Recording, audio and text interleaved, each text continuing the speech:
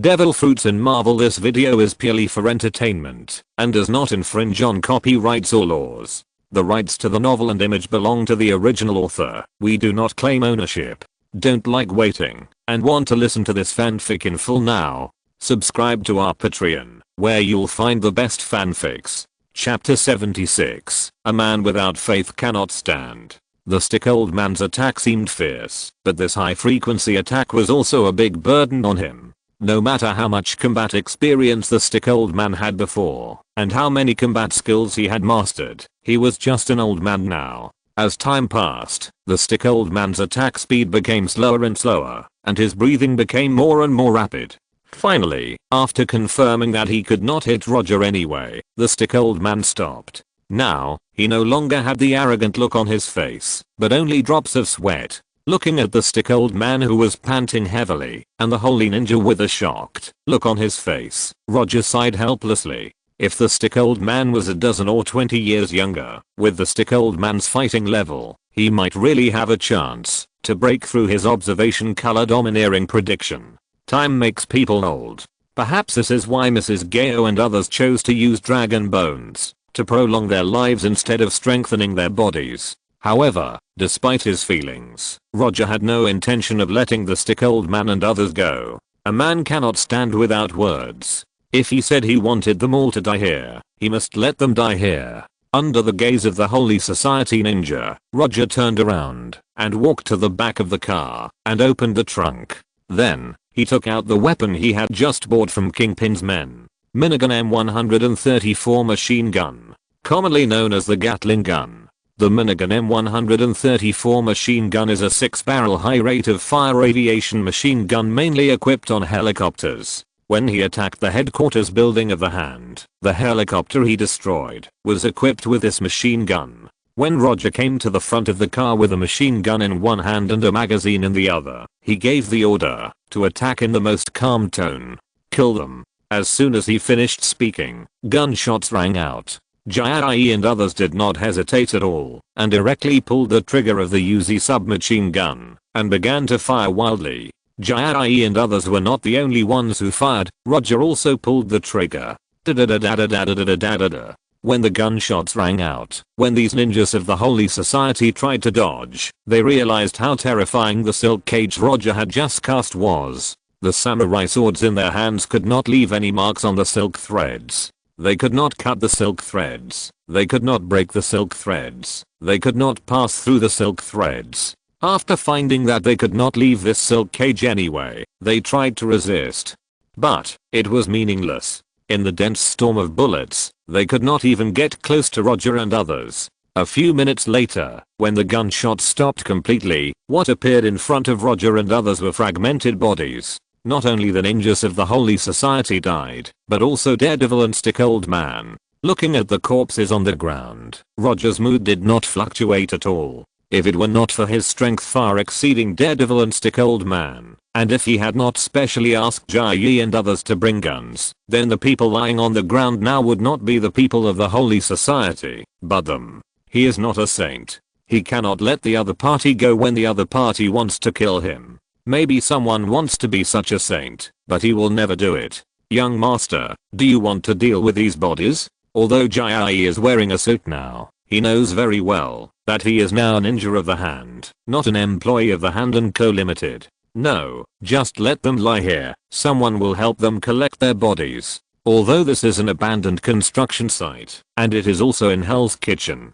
But if nothing unexpected happens, the bodies of Gunsu and others will be discovered in a few days. Ordinary people may not be able to tell whether these guys in ninja clothes are ninjas of the Holy Society or ninjas of the Hand, but the police and those well-informed news media can definitely tell the difference. Because after the death of the ninjas of the Hand, they never leave corpses. Although this scene that does not conform to scientific reason has not been reported, there are many people who know about it. Leaving the bodies of Gunsao and others here for others to find can let those American people who think they have the citizen right to know that there is not only the Hand in New York. In this way, some of the public's suspicions about the Hand can be thrown on the head of the Holy Society. In simple terms, it is to throw dirty water on the Holy Society.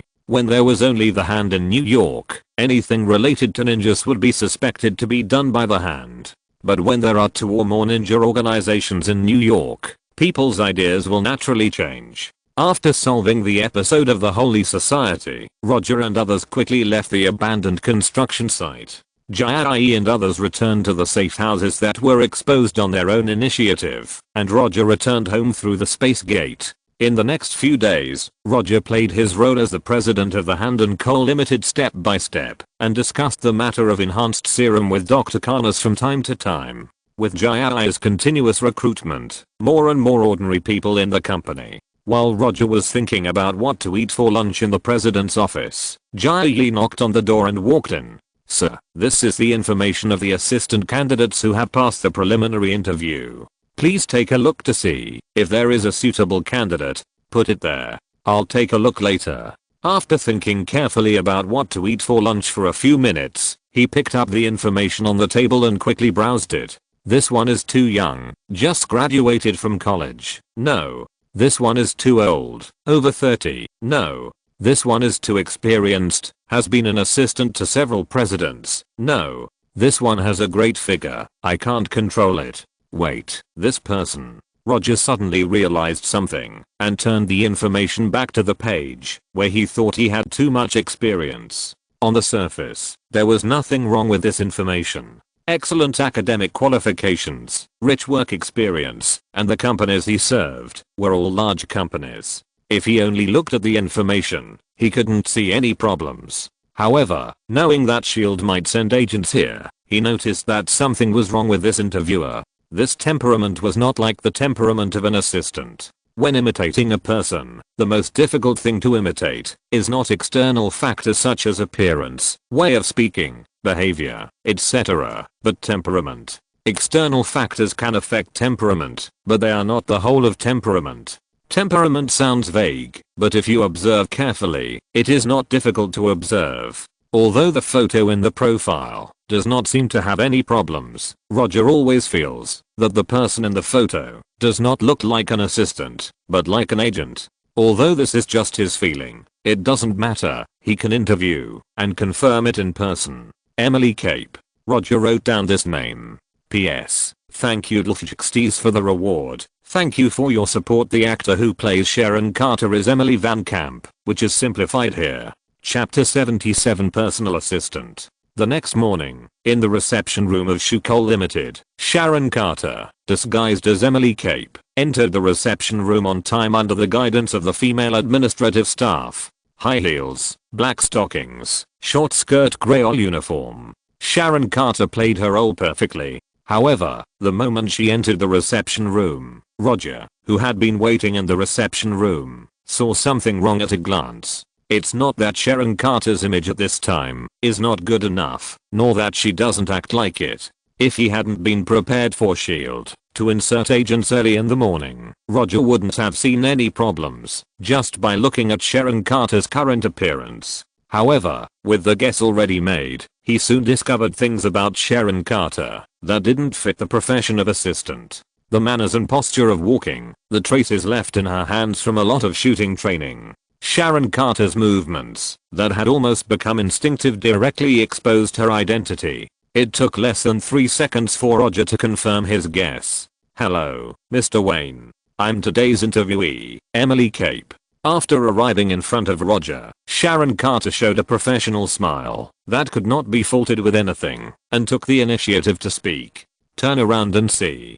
Just as Sharon Carter was about to sit down, Roger's voice suddenly rang out. When Sharon Carter decided to play the assistant role of Emily Cape, Sharon Carter prepared a lot of interview skills to ensure that she would not reveal flaws in the interview. But she never thought that when she really met Roger, the first thing Roger said would be to ask her to turn around.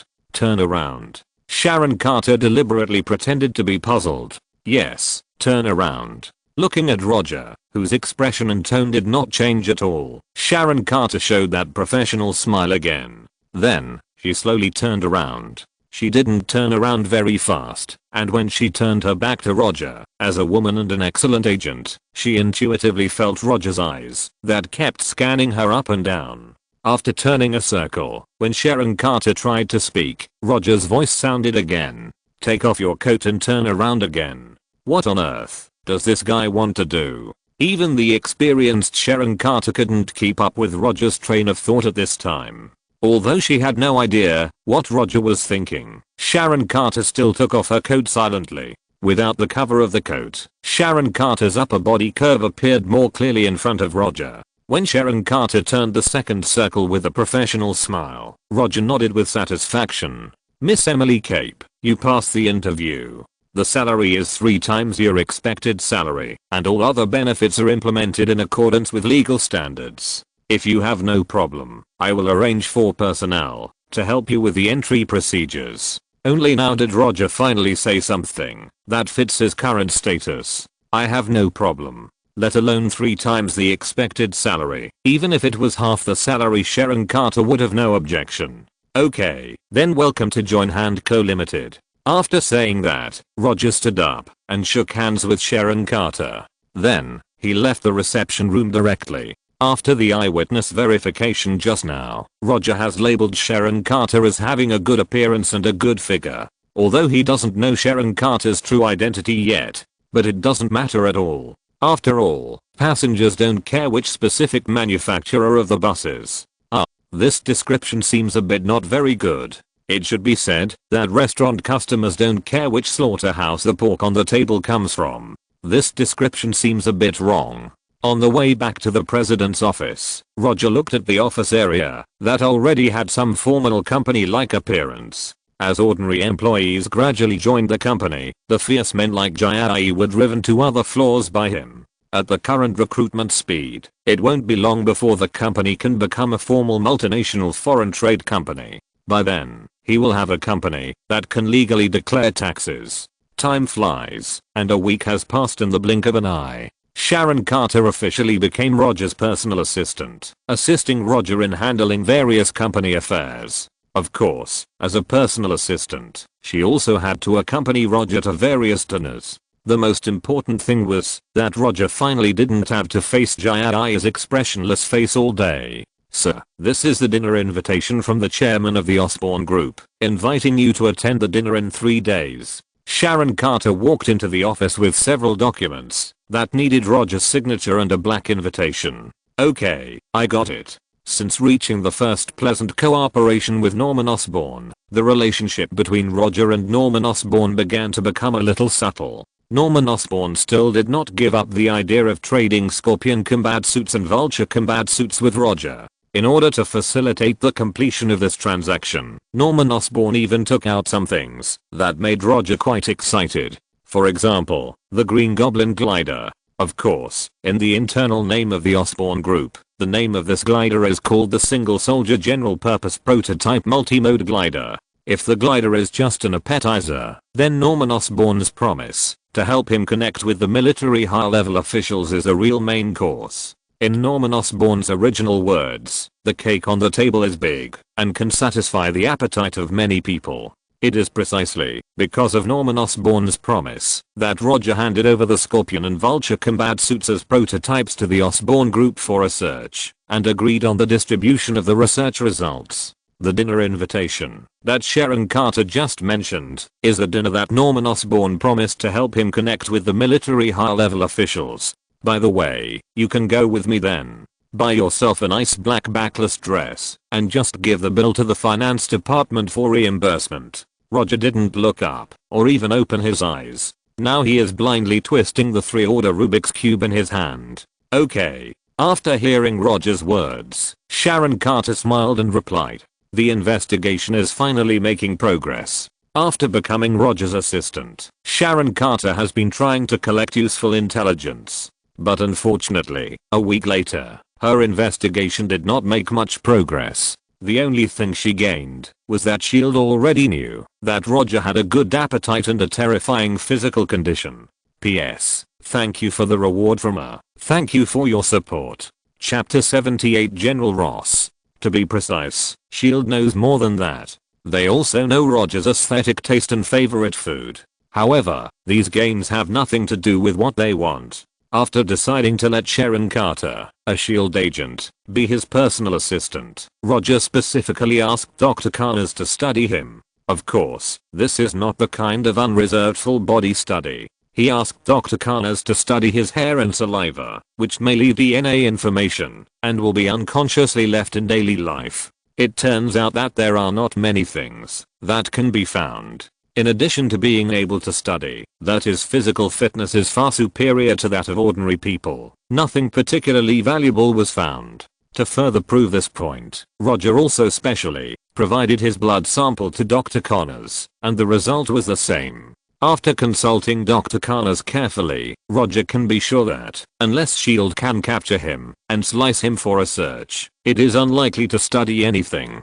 Roger is not very clear about these scientific studies, but since Dr. Connors, a top biological scientist, said so, he naturally felt relieved. But it's normal to think about it. Devil fruits and domineering are not from this world. If SHIELD can figure this out, then they are not SHIELD, but real gods. Captain America Rogers is a good example of this. Captain America has been dug out for so long. And even in SHIELD, the Hydra hidden in SHIELD has not restored the super soldier serum that Captain America once used. For other countries and institutions, SHIELD does have a lot of black technology, but that is only from the perspective of ordinary people. It was because he confirmed that he would not reveal the secret of his power in normal life that Roger was relieved to put Sharon Carter, the eye-catching SHIELD agent, by his side. After all, this is also a good intention of SHIELD. When Sharon Carter put down the invitation and documents and left the office, Roger put the restored 3-order Rubik's Cube on the table and opened his eyes. After taking the documents that Sharon Carter had just sent and taking a casual look, he directly signed his name. Then, the space door was opened in the office. Norman Osborn had prepared a matchmaking dinner, and as a guest, he certainly couldn't go empty-handed. Because of the agreement, he would not sell the formula of the lizard gene potion to the military. This was also one of the conditions for Norman Osborn to help him. Norman Osborn would not waste the potion formula bought for $300 million. Although Roger did not know whether he planned to sell the formula to the military at one time or provide the potion in batches over a long period of time, he did not intend to compete with Norman Osborn in this regard. Norman Osborn has his own trump card product, and of course he also has his own trump card. After a lot of research, Dr. Connors successfully developed the human enhancement serum that Roger wanted, at the cost of weakening the enhancement range, in exchange for higher stability and reliability. Based on the original lizard gene potion, Dr. Connors developed an enhancement serum with less obvious sequelae. Although this enhancement serum cannot reach the level of the lizard gene potion, it is more suitable for large-scale batch use. More importantly, after injecting this enhancement serum, the user's appearance will not change in any way. After the enhancement was reduced, the cost of the enhanced serum was more than a little lower than that of the lizard gene potion. The cost of one lizard gene potion was enough to make 20 new enhanced serums. And in terms of actual power, the two did not reach the point of unilateral crushing. It was nothing more than a rifle and a pistol. The power of a rifle was indeed greater than that of a pistol, but a pistol also had its own advantages. 3 days passed quickly. After taking the first batch of 5 samples of serum from Dr. Connors, Roger and Sharon Carter, who was wearing a black backless dress, came to Norman Osborn's suburban estate. After reaching a certain degree of cooperation with Kingpin and Norman Osborn, Roger was no stranger to such a dinner. In the past dinner, he even discussed the origin of life with some female guests, and both sides expressed their views and had friendly communication. Compared with the previous dinner, the dinner prepared by Norman Osborn at this time did not look any different. However, when Norman Osborn introduced him to a man in a suit who was strong and not quite his age, he was slightly stunned. Thaddeus E. Ross, the senior military official Norman Osborn contacted, was none other than General Ross, who almost became Dr. Banner's father-in-law. "Wayne, you are the most popular young man in New York recently. I often hear about you in Washington. General, you are too kind. These are just some trivial rumors." Unlike his serious appearance, General Ross is kinder than Roger imagined. But this is also normal. Although General Ross is not a politician, he can get a place in the military. It is impossible for him to be as simple as he looks. After a simple greeting, Norman Osborn and Roger and others came to a private reception room. 3 big men of different ages appeared in a small room. Roger suddenly felt that something seemed wrong. However, Norman Osborn quickly got things to the point. In fact, there was nothing special. Norman Osborn just recommended his products to him. As he expected, Norman Osborn really took out the lizard gene potion. And it was not an equation, but a finished potion. In addition, Norman Osborn also recommended various equipment including gliders to General Ross. When Norman Osborn took out the documents and video materials that had been prepared one by one, Roger really felt the strength of the giant Osborn group. From small guns and bullets to large tanks and airplanes. From conventional weapons to various equipment that looks similar to technological products, Norman Osborn has proved with practical actions what scientific research strength is. Compared with Norman Osborn, the enhanced serum provided by Roger seems a bit thin. But he didn't care too much about this. The Osborn group has a luxurious scientific research team, and he only has Dr. Connors, and he hasn't even assigned an assistant to Dr. Connors. Being able to take out the enhanced serum is already a good result. If you're listening to this novel on a channel other than Fanfic World, it means they downloaded and uploaded it without effort. We cordially invite you to visit our channel, Mundo Fanfic Novelos. There you'll find the original version of this story and you can explore many other novels of various genres. We're waiting for you to immerse yourself in a world of incredible novels. Chapter 79, The Winter Soldier. Although he can only provide one product now, the performance is not particularly outstanding, the kind that stands out from the crowd. But this is enough to prove something. The Osborn group is rich and powerful, and has so many scientific researchers to produce these products. Roger now only has Dr. Connors, who was abducted back, and the only legitimate business on the surface is Shuko Limited. If he can now come up with a product that completely crushes the Osborn group, it would be abnormal. Although it was the first time they met, Roger was sure that General Ross must have investigated him in advance. He had confirmed this during the conversation just now. General Ross knew much more about him than what was reported in the news. And General Ross did not seem to intend to hide this, and gave several hints in both open and covered ways. Let's send the samples of these products first. General Ross pointed to the list of products provided by Norman Osborn and said. Then, he picked up the serum instructions provided by Roger. Unlike browsing the products of the Osborn group just now, General Ross took a look at the information in his hand and made a decision quickly. In fact, there was nothing to see, just some serum effect data and descriptions. I'll take these serum samples. If nothing goes wrong, I'll give you a reply within a week. After saying that, General Ross picked up the wine glass on the table and gestured to Roger. After the business was over, the topic quickly entered the so-called men's home court. I don't know why, when talking about these adult topics, General Ross and Norman Osborn mentioned their children intentionally or unintentionally. Looking at General Ross and Norman Osborn, who seemed to be modest, but were actually showing off, Roger smiled helplessly. The last second was a topic that all men understood, and the next second it was the part of showing off their children. Roger had to admit that he couldn't keep up with the pace of the two of them. For a while, the reception room was filled with a happy atmosphere. When they left the smoky reception room, Roger returned to the banquet hall and saw his assistant Sharon Carter at a glance. At the same time, Sharon Carter pretended to see him inadvertently. Who is this? After coming to Sharon Carter, Roger asked with a smile. A tall blonde beauty stood next to Sharon Carter. Wearing a close-fitting red dress, she unscrupulously showed her ambition. Her slightly curly light blonde hair seemed to be casually scattered, making the exposed shoulder curves more attractive. She is Linny, my former colleague. Sharon Carter introduced naturally. Colleague? After hearing this word, Roger immediately became alert. He has confirmed that his assistant is an agent planted by S.H.I.E.L.D., so this woman named Linny should also be an agent of S.H.I.E.L.D. It is worthy of S.H.I.E.L.D. The agent has already lurked around the target, and he still doesn't forget to continue to help the agent improve his personality. What is professionalism? This is professionalism. Roger thought that Linny was just a tool sent by S.H.I.E.L.D. to improve Sharon Carter. But he never thought that this Linny was the right-hand man of the fuck man. Barbara Morse, the Mockingbird. Sharon Carter has been lurking around Roger for a while, but has not gained much valuable information. In order to complete the task as quickly as possible, Barbara Morse decided to personally cooperate with Sharon Carter. After analyzing Roger's recent public whereabouts, Barbara Morse believed that she had mastered the key information to complete any task. So, in such an occasion, she appeared in an image that completely matched Roger's aesthetic taste. Under the deliberate guidance and mutual cooperation of Sharon Carter and Barbara Morse, the topic of the chat began to develop towards some unhealthy topics.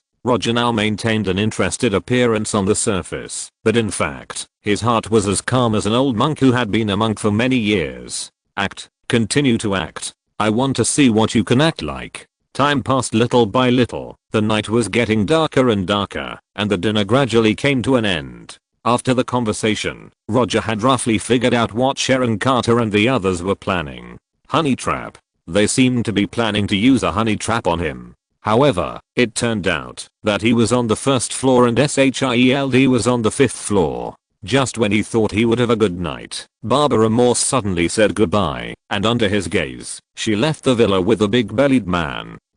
Don't you think about it again. I'm easily tricked. Really, my willpower is very weak. Let's go back to when Barbara, who was wearing a tight red dress, completely disappeared from his sight. Roger said to Sharon Carter beside him. Just as he and Sharon Carter were about to leave the villa, a male waiter in the hall suddenly came to him. Mr. Wayne, please stay. Mr. Osborn hopes you can go to the study. Looking at the male waiter in front of him, Roger frowned slightly. Norman Osborn invited him to meet in the study. On the surface, there was nothing wrong with Norman Osborn's invitation. But Roger instinctively sensed that something was wrong. If Norman Osborn really had something to ask him, he had plenty of opportunities in the reception room just now. Even after leaving the reception room, he still had many opportunities, so there was no need to look for him when the dinner was over. Unless, wait for me in the car first, Roger told Sharon Carter, and then followed the waiter to the study.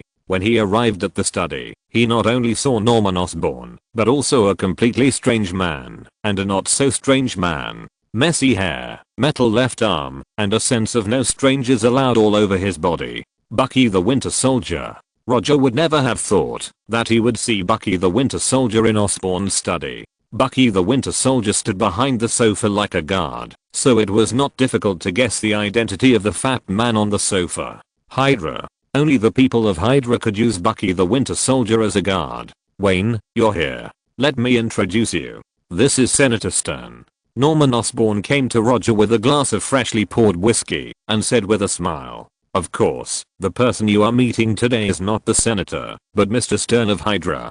So direct? Roger was slightly stunned, and his expression, in the eyes of Norman Osborn and Senator Stern, was just his normal reaction after hearing about Hydra. On one side is the military, and on the other side is Hydra. No wonder the Osborn group has been able to stand firm for many years. P.S. The apprentice will take the third driving test tomorrow, and will go to the test site to practice driving this afternoon. Counting the time for practicing driving, and the time for going back and forth, there should not be enough time to code 3 chapters today, so there should be only 2 updates today. Chapter 80 Intelligence Network. It's all just business. Norman Osborn gave a very capitalist answer. Although he also likes money, Roger has to admit that compared with capitalists like Norman Osborn, he is still too kind. Yes, it's all business. After taking the wine glass handed over by Norman Osborn, Roger came to sit on the sofa opposite Senator Stern.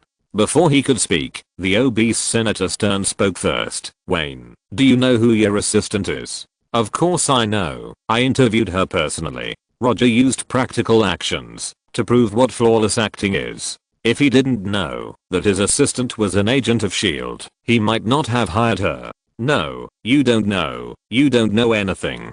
Senator Stern showed a look of pity. "Emily Cape is not the real name of your assistant. Her name is Sharon Carter, an agent of S.H.I.E.L.D." While speaking, Senator Stern picked up a document on the table and handed it to Roger casually. "Your assistant is an agent of S.H.I.E.L.D., and the lady you just talked to is also an agent of S.H.I.E.L.D. Here are their information. You can take this as a small gift for our first meeting." After hearing what Senator Stern said, Roger's expression became a little solemn. He knew that his assistant was an agent of S.H.I.E.L.D. and he also knew that the woman named Linny was an agent of S.H.I.E.L.D. But he didn't expect that the person S.H.I.E.L.D. planted next to him would be Sharon Carter. He vaguely remembered that there was some ambiguous relationship between Sharon Carter and Captain America Rogers. As for whether the two of them became boyfriend and girlfriend, he didn't know. After browsing the information in his hand, that was obviously just printed out not long ago, he sighed helplessly. Agent number 13 Sharon Carter, Mockingbird Barbara Morse. He didn't know many female S.H.I.E.L.D. agents, and he just happened to know a little bit about Sharon Carter and Mockingbird Barbara. As expected of Hydra, they can even get the information of S.H.I.E.L.D. agents. "I like this gift from you." Roger knew that the information was obtained by Hydra from S.H.I.E.L.D.'s database, but he still had to praise it. After all, he couldn't say to Stern, "I know you are in S.H.I.E.L.D. S.H.I.E.L.D. is Hydra S.H.I.E.L.D. That's good.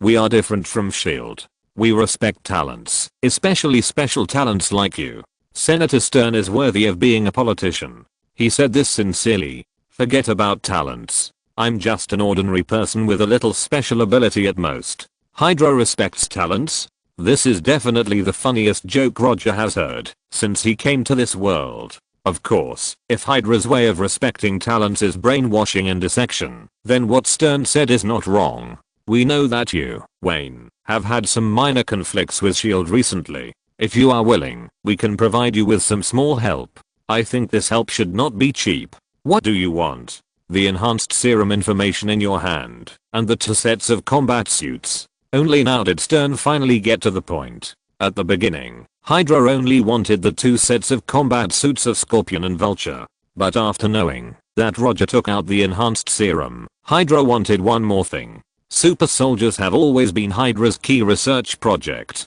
As long as it is an item that can make super soldiers, Hydra wants it. Roger did not answer Stern immediately, but thought about it seriously. The combat suits of Scorpion and Vulture are not particularly precious to him. But this does not mean that he will give these 2 sets of combat suits to others casually. The same is true for the information of the enhanced serum. S.H.I.E.L.D. is indeed a trouble, but he has enough strength to solve this trouble. More importantly, he does not trust Hydra. The people of Hydra are a group of lunatics. What era is it, and they are still dreaming of ruling the world? "Sorry, I don't plan to sell the information of the serum for the time being. If it is the serum, I can sell it to you. If you like the combat suits, I can give them to you, but I hope to exchange them for something tangible. For example, the brainwashing technology you use internally, the same as he uses." While speaking, Roger casually pointed to Bucky, the Winter Soldier behind Stern. Selling the information of the enhanced serum to Hydra is completely different from selling the serum to Hydra. The serum is just a product. One serum can at most create a super soldier. But if the information is given to Hydra, who knows how many super soldiers these lunatics will create. Roger doesn't want to face Hydra's army of super soldiers one day in the future. As for the 2 sets of combat suits, after serious consideration, he decided to use them to exchange for brainwashing technology that is more useful to him. "How did you know about this brainwashing technology?" Stern asked with a frown. "I also have something like an intelligence network. Although it can't compare to yours, it's not bad either." He deliberately revealed the brainwashing technology. For an organization like Hydra that hides in the dark, it is a very scary thing for others to know the internal intelligence. To put it more seriously, this may even lead to the destruction of the entire organization. The reason why Roger chose to reveal this is very simple, that is, to let Hydra know that he is not as simple as they think. Only in this way, Hydra will not treat him as a soft specimen. Of course, this approach also has certain risks, which may make Hydra have some inappropriate thoughts. But Roger is confident that he can calm Hydra down. "I need to think about this. I will give you an answer before noon tomorrow." "It doesn't matter. Just give me an answer before noon the day after tomorrow. I'm not in a hurry." After saying that, Roger drank the whiskey in the glass in one gulp and left the study directly. Although the combat suit involves the agreement between him and Norman Osborn, he has no intention of discussing it with Norman Osborn at all. Norman Osborn called him to the study and asked him to talk to Stern face to face, which was enough to prove something. When Roger left the study, Stern's face became completely gloomy. He thought that the deal with Roger tonight would be a very simple matter, but the development of things was completely beyond his expectations. It would have been fine if the information on the enhanced serum was not obtained. This was originally a temporary decision for tonight. What he cares about now is Roger's so-called intelligence network. An intelligence network that they were completely unaware of could actually find out their internal brainwashing technology, and also pointed out that it was the kind used by the Winter Soldier Bucky. This incredible intelligence investigation ability is enough to shock people. P.S. Thanks to ZUIAI Kangbei and Xbada for the reward. Thank you for your support. Chapter 81. Go to your house, or go to the hotel. Stern would never have thought that the intelligence network mentioned by Roger did not exist at all. Even if his associative ability was rich, he could not have thought that Roger was a time traveler who had read the plot. When sitting in the Maybach back to Manhattan, Roger did not say a word. He did not even look at Sharon Carter, who was sitting next to him. Although he was very calm in the study, he was more or less shocked when he knew that his assistant was Sharon Carter. This shock was not because Sharon Carter was an agent of S.H.I.E.L.D., nor because she had an aunt, Peggy Carter, who was one of the founders of S.H.I.E.L.D., but because of her relationship with Captain America Rogers. In the information provided by Stern, the suspected relationship between her and Captain America was also specially noted. Although S.H.I.E.L.D. will investigate its own interpersonal relationships to ensure the purity of its agents, but this implicit requirement cannot be required of Captain America Rogers and Sharon Carter. One of them is the current face of S.H.I.E.L.D., and the other is the niece of one of the founders. If they were unwilling to cooperate, S.H.I.E.L.D. would not force them to report their emotional status. This can be seen from the information provided by Stern. Captain America Rogers' girlfriend? This is a bit exciting. For some reason, some not very healthy thoughts emerged in Roger's mind. Although Roger didn't say a word at this time, Sharon Carter, who was sitting next to him, instinctively discovered something. After Roger returned to the car, she keenly noticed Roger's changes. Just when she was about to say something, Roger suddenly spoke. Go to your house, or to the hotel. Although Sharon Carter has been Roger's personal assistant for a week, she still can't keep up with Roger's wild and unrestrained ideas.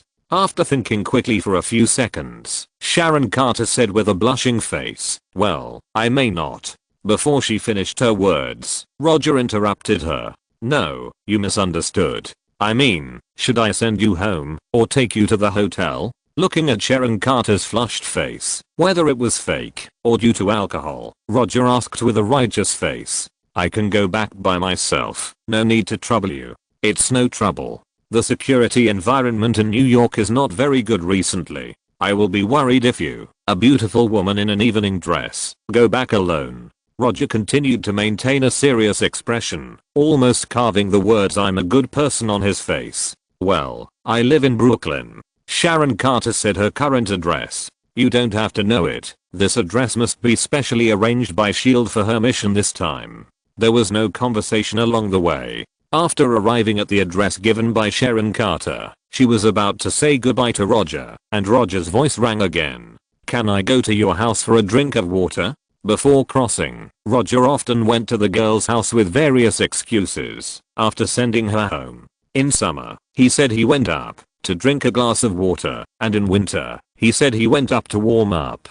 Of course, there are also reasons like borrowing the toilet or washing hands. Under normal circumstances, girls who are willing to be sent home by him will not refuse his small request. As for whether it is really as he said, after going to the girl's house, that is not certain. In a word, as long as he can go to the girl's house, the following things will basically be very logical. Unless he really drank too much that day and his emotional intelligence is not online, there will generally be no accidents. Okay. If there is a choice, Sharon Carter certainly doesn't want Roger to go to her home, even if that home is just a temporary disguise. But in this situation, she can't refuse Roger. Mission. Everything is for the mission. In the end, Roger successfully came to the apartment where Sharon Carter lived. Although they are both apartments, the apartment where Sharon Carter lives is obviously much better than the one he originally lived in. After staying at Sharon Carter's house for a while, Roger did not use the routines he used to use on Sharon Carter.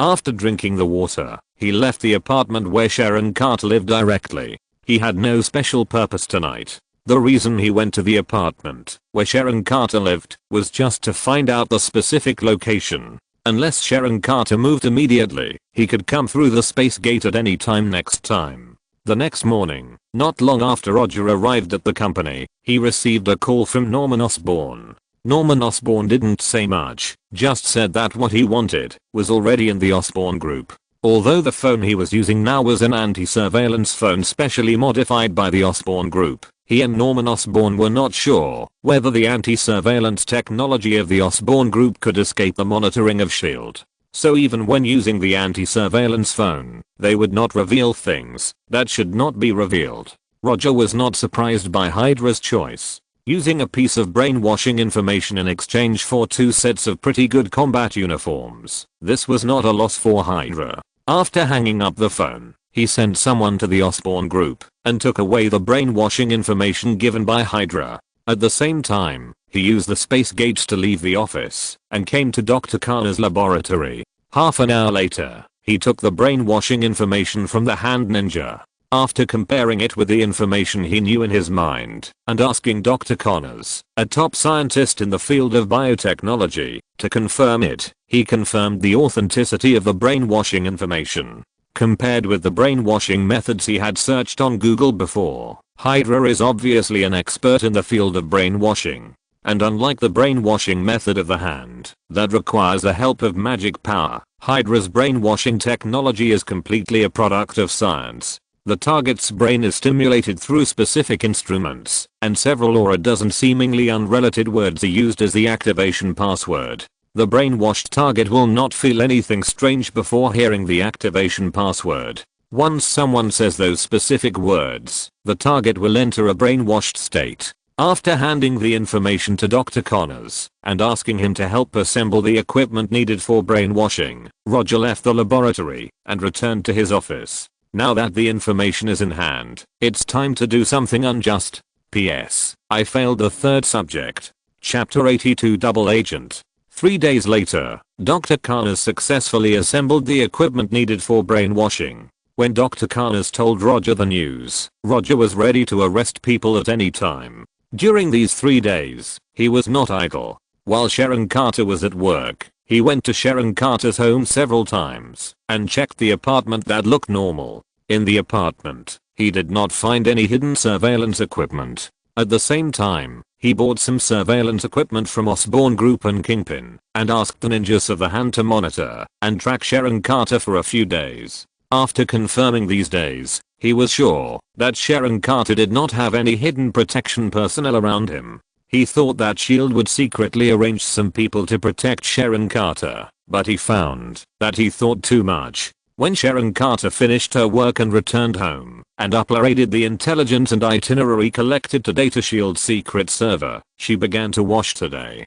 Being a personal assistant seems to be a very easy job, but in fact, it is not an easy thing to do. Especially since Sharon Carter's previous work experience was completely fictitious. When Sharon Carter, wearing a black hollow nightgown, walked out of the bathroom after washing up and was about to have a facial before going to bed, she saw a person who should not be in the living room with her long light golden hair still dripping with water. "Mr. Wayne, why are you here?" Seeing Roger sitting on the sofa in the living room with a casual look on his face, Sharon Carter almost instinctively made a defensive posture. But she quickly reacted and asked with an expression of surprise that could not be seen. "Your door was not locked, so I came in directly," Roger answered very naturally. "I don't believe you." Sharon Carter smiled bitterly, continued to play her current role, and slowly said, "Really? Maybe I forgot." While speaking, Sharon Carter walked calmly to the kitchen and said, "Mr. Wayne, what do you want to drink?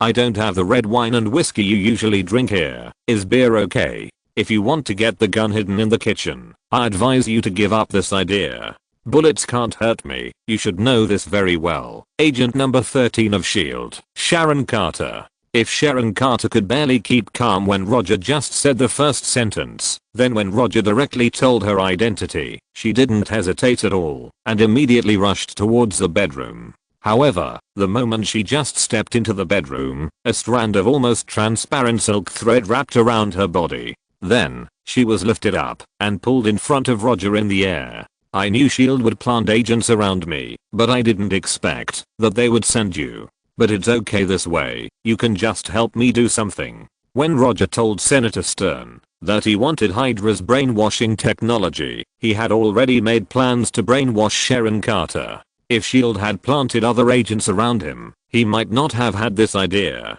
But Sharon Carter is different. Not to mention her figure, appearance, and ability. Sharon Carter's identity alone is destined to make her a particularly useful double agent. What do you want to do? After being completely bound, Sharon Carter calmed down completely and asked with a cold face. You'll know in a moment. Under Sharon Carter's gaze, Roger opened the space gate that did not exist in S.H.I.E.L.D.'s intelligence at all and took Sharon Carter into the green alien space. After several transfers, they successfully arrived at Dr. Khanna's laboratory. Oh, I forgot to tell you that what you are going to experience later will be a little painful. But you are an agent of S.H.I.E.L.D. I believe you should be able to bear it. After saying that, Roger placed Sharon Carter, who was bound by silk threads, on the chair of the brainwashing machine and turned on the restraint device on it himself. Then, he stuffed a small prop into Sharon Carter's mouth. This small prop was to prevent Sharon Carter from biting off her tongue unconsciously.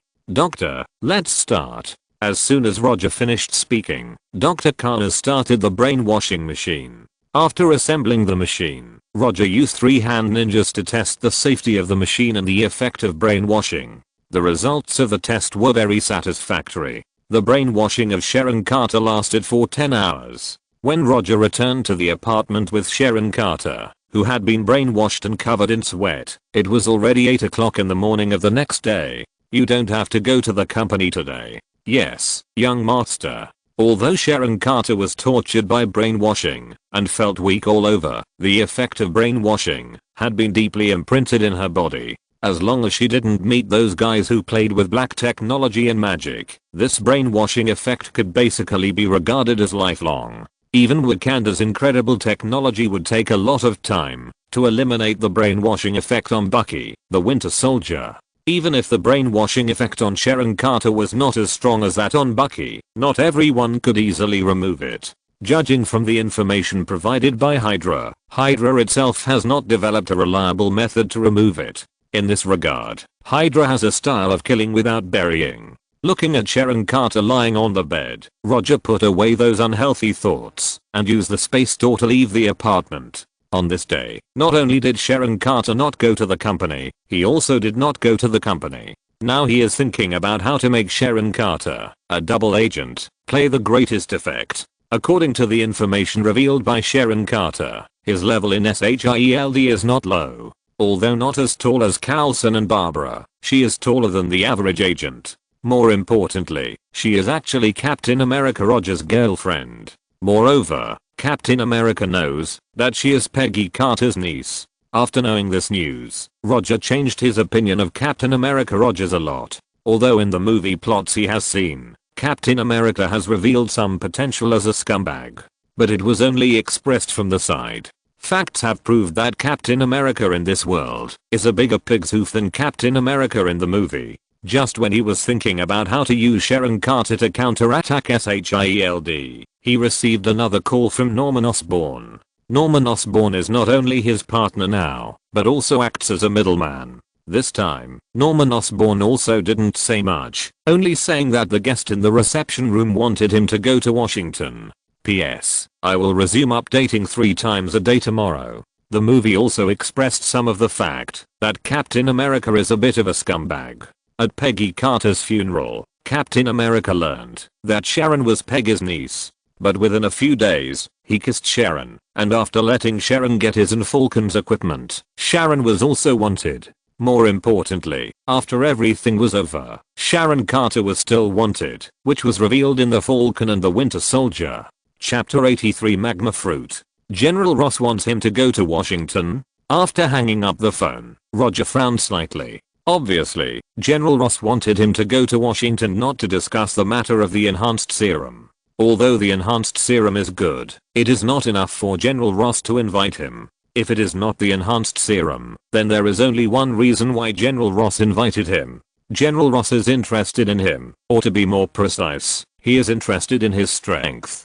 Apart from this, he does not think there is anything else about him that can attract General Ross's attention. The next morning, Roger arrived at Norman Osborn's private airport on time. Obviously, he was not the only one who was going to Washington. Norman Osborn was also going to Washington. However, unlike Roger, who did not know why General Ross wanted to see him, Norman Osborn knew the purpose of his trip very well. He was going to Washington to sign a new cooperation order with the military. Through General Ross, Norman Osborn once again got the military order.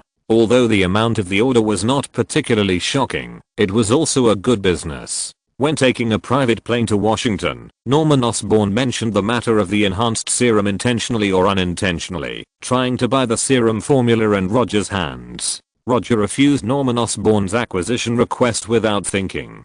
The enhanced serum is now the only item he can take out to trade with the military. If the serum formula is sold to Norman Osborn, his relationship with the military, that has not yet been fully established, will completely disappear. Although Roger rejected his acquisition request, Norman Osborn did not take it too seriously. Unlike Roger, who only has the enhanced serum product on hand, the Osborn group has a large number of goods that can be traded with the military. In the casual chat, the private plane landed at a private airport in Washington. General Ross said that he invited Roger to Washington, but the actual meeting address was the Pentagon in Arlington County, southwest of Washington. After arriving at the Pentagon in Norman Osborn's car, they were taken to different rooms by the Pentagon guards. Norman Osborn went to sign a new order contract, while Roger, led by a female soldier, came to General Ross's office. "Come on, sit down." General Ross, who was wearing a military uniform, said while holding a cigar in his mouth, and did not forget to sign the document in front of him. Roger did not hesitate, and sat directly in front of General Ross. As soon as he sat down, the female soldier who brought him to the office, took out a document, and handed it to him. "Take a look at this document first." General Ross's voice sounded again. After taking the document from the female soldier, Roger opened the document and quickly browsed it. This is, although he had some premonitions before coming here, but after seeing this document marked with top secret, he still took a breath of cold air. Dr. Bruce Banner.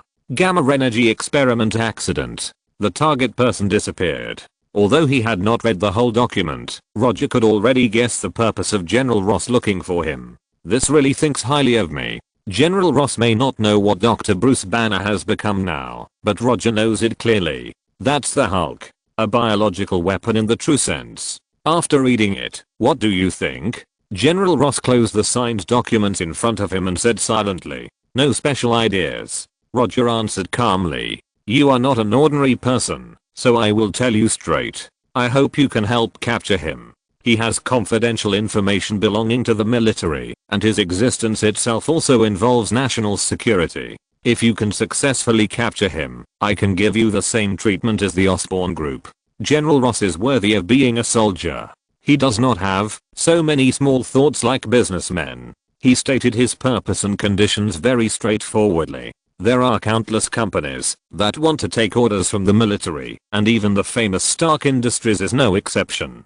But not all companies can eat this piece of cake in the hands of the military. If it is from the perspective of cooperation, the conditions given by General Ross are definitely generous. However, what really impressed Roger now was not the conditions given by General Ross, but the bounty mission information that suddenly appeared in his mind.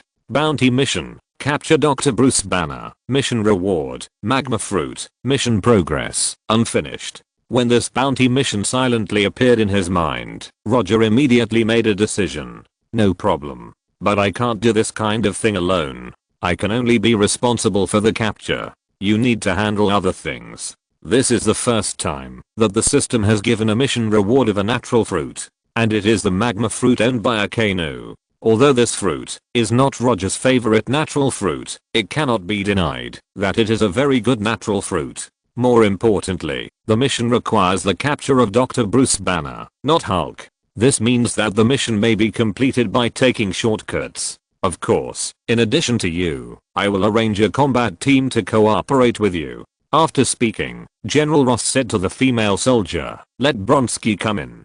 Soon, a soldier in military uniform who did not look particularly strong walked in. "Bronski will lead the team to cooperate with you, and I will personally command the capture operation." After hearing Bronski's name, Roger immediately thought of the Hulk's mortal enemy, the hateful Lemel Bronski. "If you don't have any other questions, we can set off now." Now? Yes, now. We have locked the target's location. More than an hour later, Roger, wearing a handmade black suit, boarded a military transport plane bound for Porto, Brazil. Although he is also a man of swift and decisive actions, he had to admit that he was a little surprised by General Ross's arrangement. At first, he thought that General Ross was just buying insurance for future capture missions. Unexpectedly, General Ross had already prepared everything needed for the mission. It can even be said that, whether he agrees or not, the military transport plane will fly to Brazil on time to carry out the mission.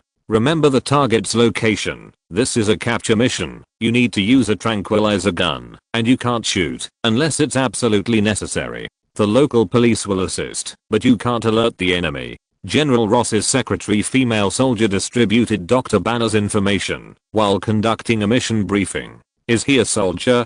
Bronski asked, looking at Banner's photo. "He is an important fugitive wanted by the government for stealing military secrets. He is also suspected of killing 2 scientists, an officer, a policeman, and 2 Canadian hunters.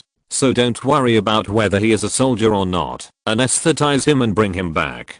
P.S. Thank you for the reward from Weeking Suoi. Thank you for your support." Chapter 84 Action begins. It was not General Ross's secretary who answered Bronski, but General Ross himself. At this time, General Ross was not wearing his uniform of Air Force Lieutenant General, but wearing camouflage uniforms like Bronski and others. In fact, except Roger, everyone in the transport plane was wearing the standard camouflage uniforms of the US military. Although General Ross also prepared a set for Roger, Roger refused without a second thought. He was a little repulsive to fight in American camouflage uniforms. "Roger, do you have any questions?" General Ross looked back at Roger. No.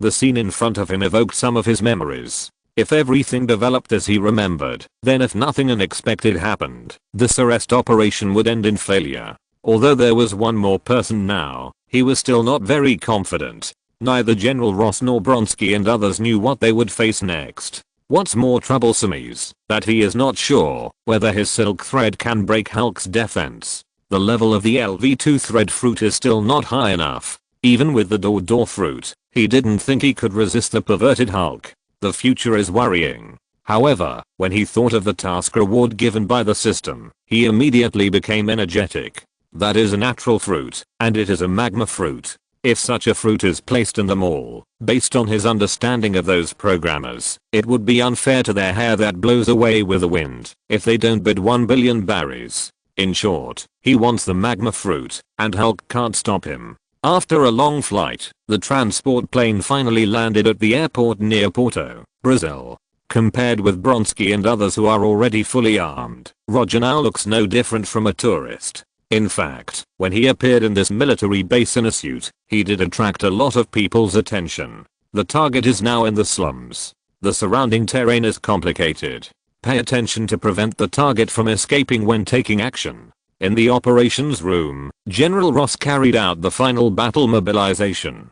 Half an hour later, after completing the final repairs, they began to head to the slums where Dr. Banner lived. It was not yet completely bright, but there were already many early risers in the slums. Life is hard. In such an environment, getting up early in the morning to work is the daily life of these residents. "I'll get off here." Roger had no intention of moving with Bronski and others. Their standard American military combat style was not very suitable for his interest. After leaving his coat on the mobile vehicle, he disappeared alone in the winding alleys. General Ross didn't care about Roger's arbitrary behavior. The reason why he specially invited Roger to participate in the mission was because he saw his strength. So even if Roger had a little bit of disobedience, He would not take it to heart. People with strength can have certain privileges. This is reality. Not long after he got off the car, the action team led by Bronski also began to quietly approach Dr. Banner's residence. Roger did not go directly to Dr. Banner's residence, but came to a nearby commanding height and looked down at Dr. Banner's residence. Although he couldn't see the situation in the house at this time, his observation color domineering could clearly perceive the incredibly strong life signal inside. Just as he was shocked by the extremely strong life signal on Banner, the conversation between Bronski and others came from the communicator. Although Bronski and others strictly abided by the standards of silent stealth, the dogs in the slums obviously did not intend to give them face. As soon as the dog barked, Roger's observation hacky sensed the changes in Dr. Banner. Dr. Banner, who was still asleep just now, woke up immediately and moved quickly in the house. The target has been noticed. You can attack. Roger gave his own advice. However, Bronski, who was in charge of leading the combat team, did not follow his instructions. Obviously, Bronski did not like him very much. It was not until General Ross also issued the same order that Bronski and others began to prepare to attack and enter the house. However, everything was too late. Standing on the commanding heights, Roger could clearly see Dr. Banner with a backpack on his back climbing out with a rope. Watching Dr. Banner dangling down through the rope, Roger sighed helplessly. "Doctor, your skills are not good." He raised his right hand and pointed his index finger at the rope. Wire. Without any hesitation, he fired the wire at the rope. The nearly transparent wire hit the rope like a bullet, cutting it off instantly. Bang. Dr. Banner didn't react at all and fell straight into the alley. He had planned to attack Dr. Banner directly, but after seeing the residents who got up to work before dawn, he gave up the idea. This is not a good battlefield.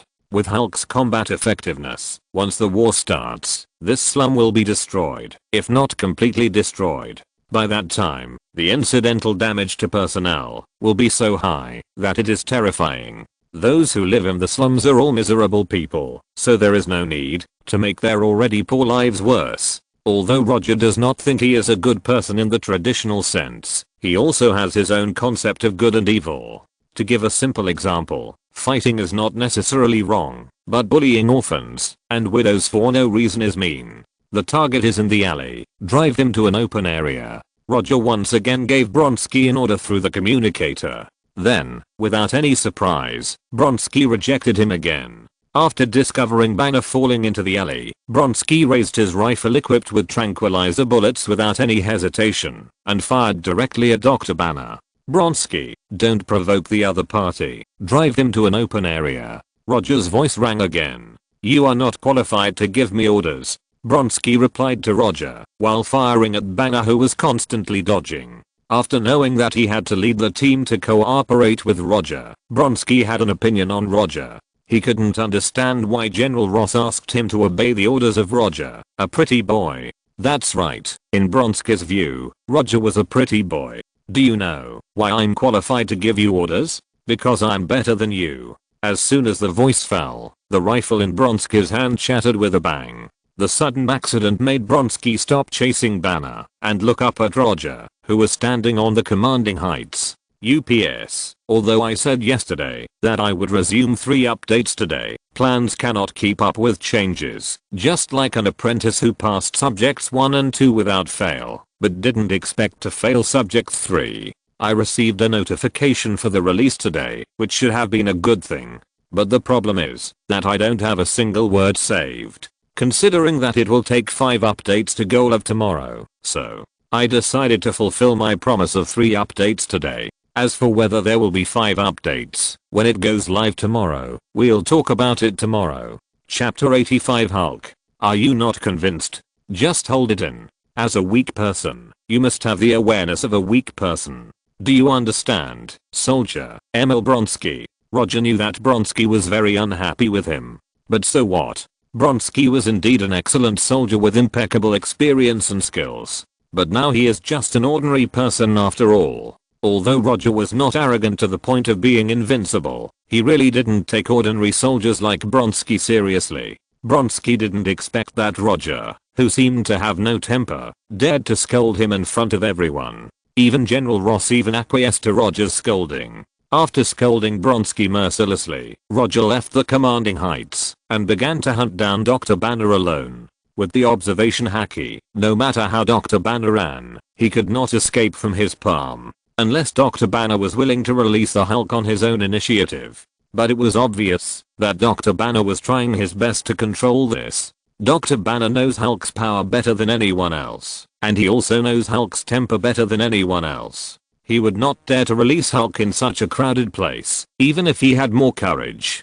Dr. Banner fled frantically, while trying to control his breathing rhythm to prevent his heartbeat from being too fast and unconsciously releasing Hulk. However, he soon discovered that no matter which direction he fled, there would be a young man in a white shirt blocking him. What he didn't expect was that this young man would leave him only one escape route every time. In this process of running and stopping, Dr. Banner gradually moved away from the slums and came to the forest behind the slums. After being driven by Roger for so long, Dr. Banner also guessed his intention. Although he didn't know why Roger did this, he didn't particularly reject Roger's approach.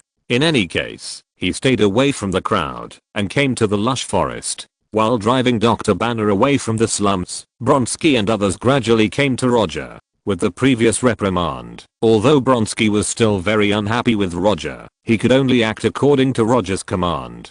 General Ross made it very clear before they set off. Bronski and the team he led were responsible for cooperating with Roger. In other words, Bronski and the action team had to obey Roger's command. General Ross did not say it so bluntly, just to give Bronski and others some face. After all, no matter what, Bronski and others are now considered soldiers under General Ross. "Give me the gun," Roger said to a soldier beside him without looking back. After taking the rifle loaded with tranquilizer bullets, he did not aim much and shot directly at Dr. Banner, who was running wildly in front. Bang bang bang bang. The tranquilizer bullet hit Dr. Banner's back without suspense, knocking him to the ground while running wildly. Hulk is not afraid of gun attacks, but Dr. Banner is not.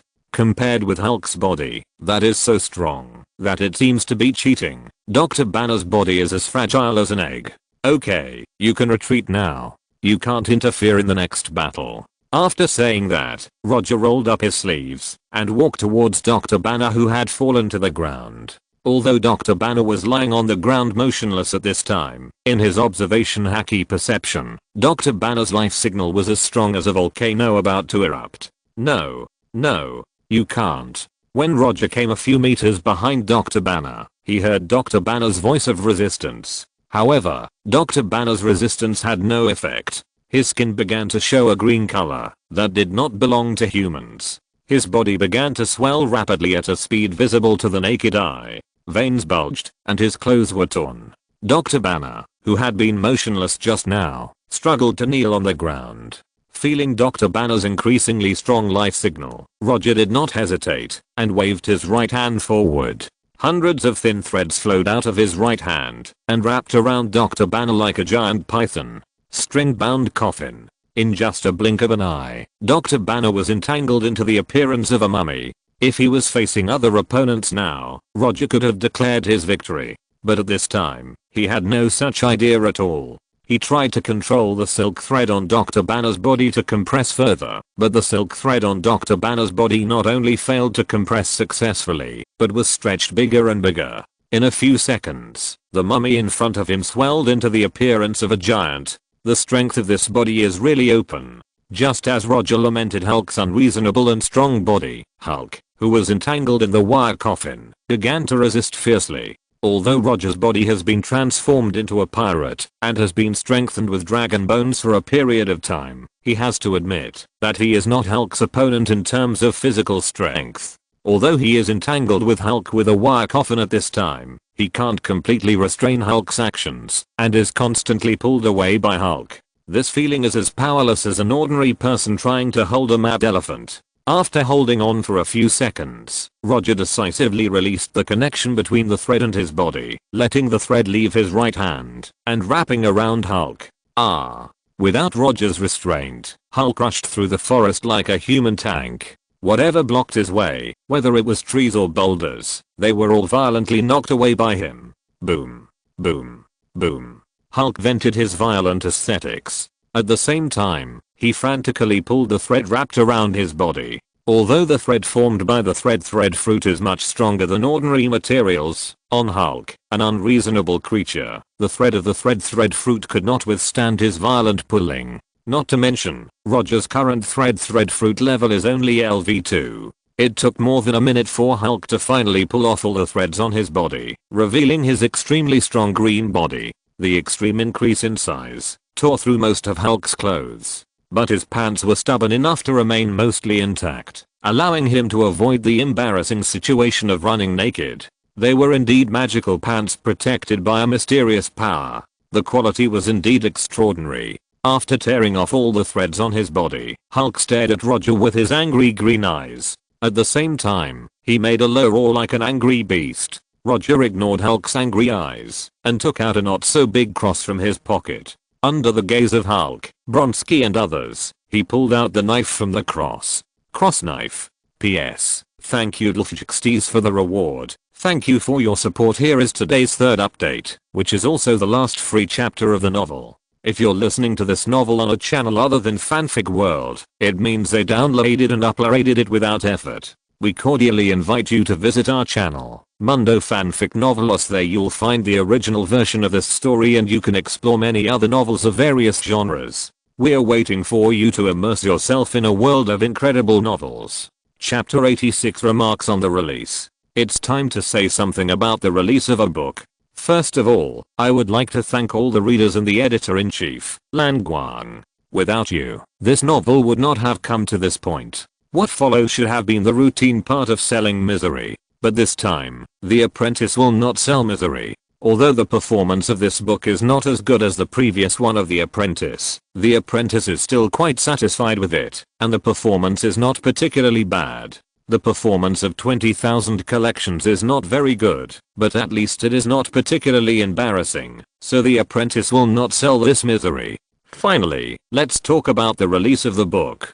The VIP privileges for the release of the book will not be available until after 12 noon, so tomorrow's chapters will be released after 12 noon. As for how many chapters can be released, The Apprentice cannot be sure now. After all, The Apprentice does not have a single word in the manuscript. The only thing that can be guaranteed is that the total number of words tomorrow will not be less than 10,000 words. As for the first order and so on, just give it as you see fit. If you like it, please support it by subscribing to the original version. If you don't like it, that's fine too. After all, different people have different tastes. You can't force them to do that. Well, that's all for the thank you message. See you in all the VIP chapters. Chapter 87 Roger vs Hulk.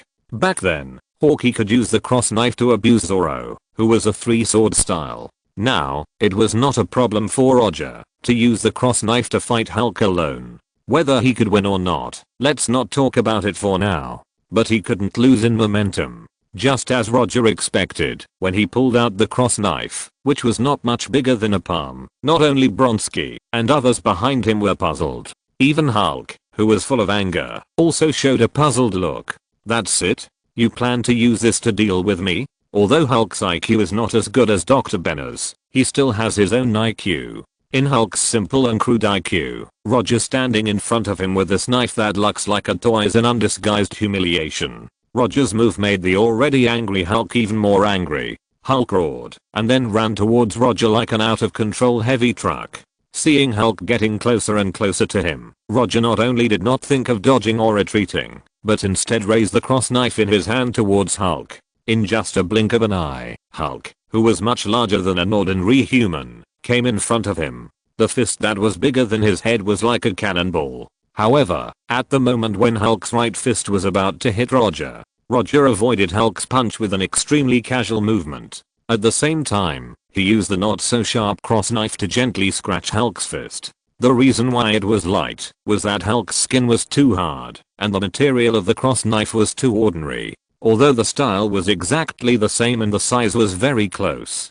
But the cross knife in Roger's hand was not the one in Hawkeye's hand. It was just a replica made of ordinary alloy. The knife made of this material could not penetrate Hulk's skin at all. If the force was too strong, it might break the blade. More importantly, Roger had no intention of hurting Hulk with the knife. In addition to wanting to experience the feeling of Hawkeye fighting against Zoro, the purpose of using the cross knife was to further provoke Hulk. With Hulk's intelligence, it was impossible for him not to see the provocation in Roger's attack. His attack did not hit the enemy, and he was scratched by the enemy with a toy-like weapon. Not to mention that the word calm does not exist in Hulk's dictionary. Even if it does, with his current self-control, he cannot control his anger. Without any hesitation, Hulk attacked Roger again. Left fist, right fist, kick, collision. Hulk used all his current attack moves, but none of this caused any harm to Roger. No matter how hard he tried, Roger could always dodge casually at the moment before the attack hit. Then, he used the cross knife to fight back with a symbolic meaning.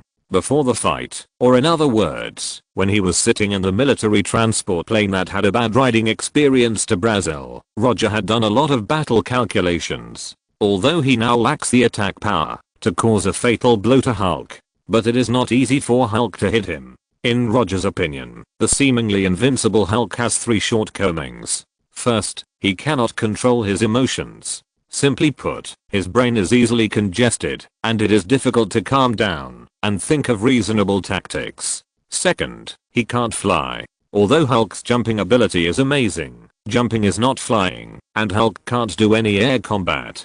Third, his speed is not fast. Of course, this is not fast. Roger uses his own standard to measure. For others, Hulk's speed is still terrifying. With the help of observation hacking and shaving, Roger is confident that he can dodge all of Hulk's attacks. Even a world-class fighting master like Gunso, who is proficient in fighting skills, cannot break through his observation hacker's prediction. Hulk, who can only fight by physical instinct, is certainly not likely to break through his prediction. Then what happens next is obvious. Hulk attacked him angrily, and Hulk's attack missed, and he retaliated provocatively. Hulk attacked even more angrily. Hulk's attacks continued to fail, and he continued to fight back provocatively. Hulk became even more angry. Although Roger didn't know how much physical strength Hulk had, he was sure of one thing, that is, Hulk was not a perpetual motion machine. He couldn't keep up this kind of bombardment. Although Roger's own physical strength also had an upper limit, compared with Hulk, his physical consumption was obviously much less. Whether it was the observation hacking or the occasional shaving, it would not cause too much consumption to him. He had enough capital to play this kind of attrition war with Hulk. Of course, he didn't expect that he could directly drain Hulk's physical strength. It was obviously unwise to use a war of attrition as the only tactic when the opponent's physical strength limit was not clear. Time passed little by little, and General Ross finally arrived at the scene. With General Ross came a backup team he prepared.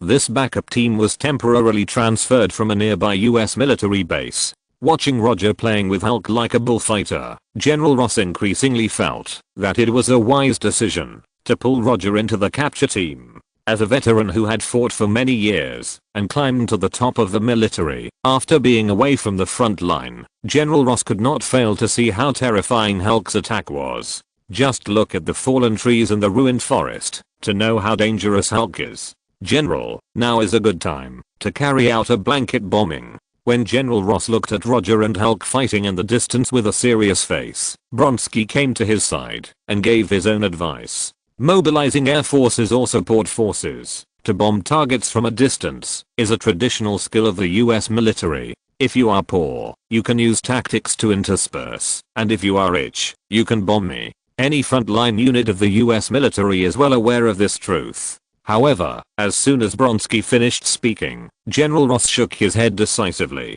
I know you have some dissatisfaction with Roger, but you should also be able to see that he is indeed arrogant. You have been in the army all your life, so you don't know his previous experience, but I can tell you very clearly that he is the kind of super soldier that every unit wants. His strength is far more than what you see. General Ross saw Bronski's plan at a glance. If he didn't think Bronski was a good talent, General Ross would not even have planned to answer him. Chapter 88, The Battle of the Door-to-Door Fruit. Roger's fight with Hulk continued. As time went by, Hulk became more and more angry. It even developed to the point where he could not think about the next attack. At this time, Hulk was completely driven by instinctive anger and continued to attack Roger. As for whether these attacks could hit, It was no longer within his thinking range. After using his observation haki to tease Hulk for a while, Roger gradually put away the cross knife in his hand. At this stage, it was no longer meaningful to continue to provoke Hulk.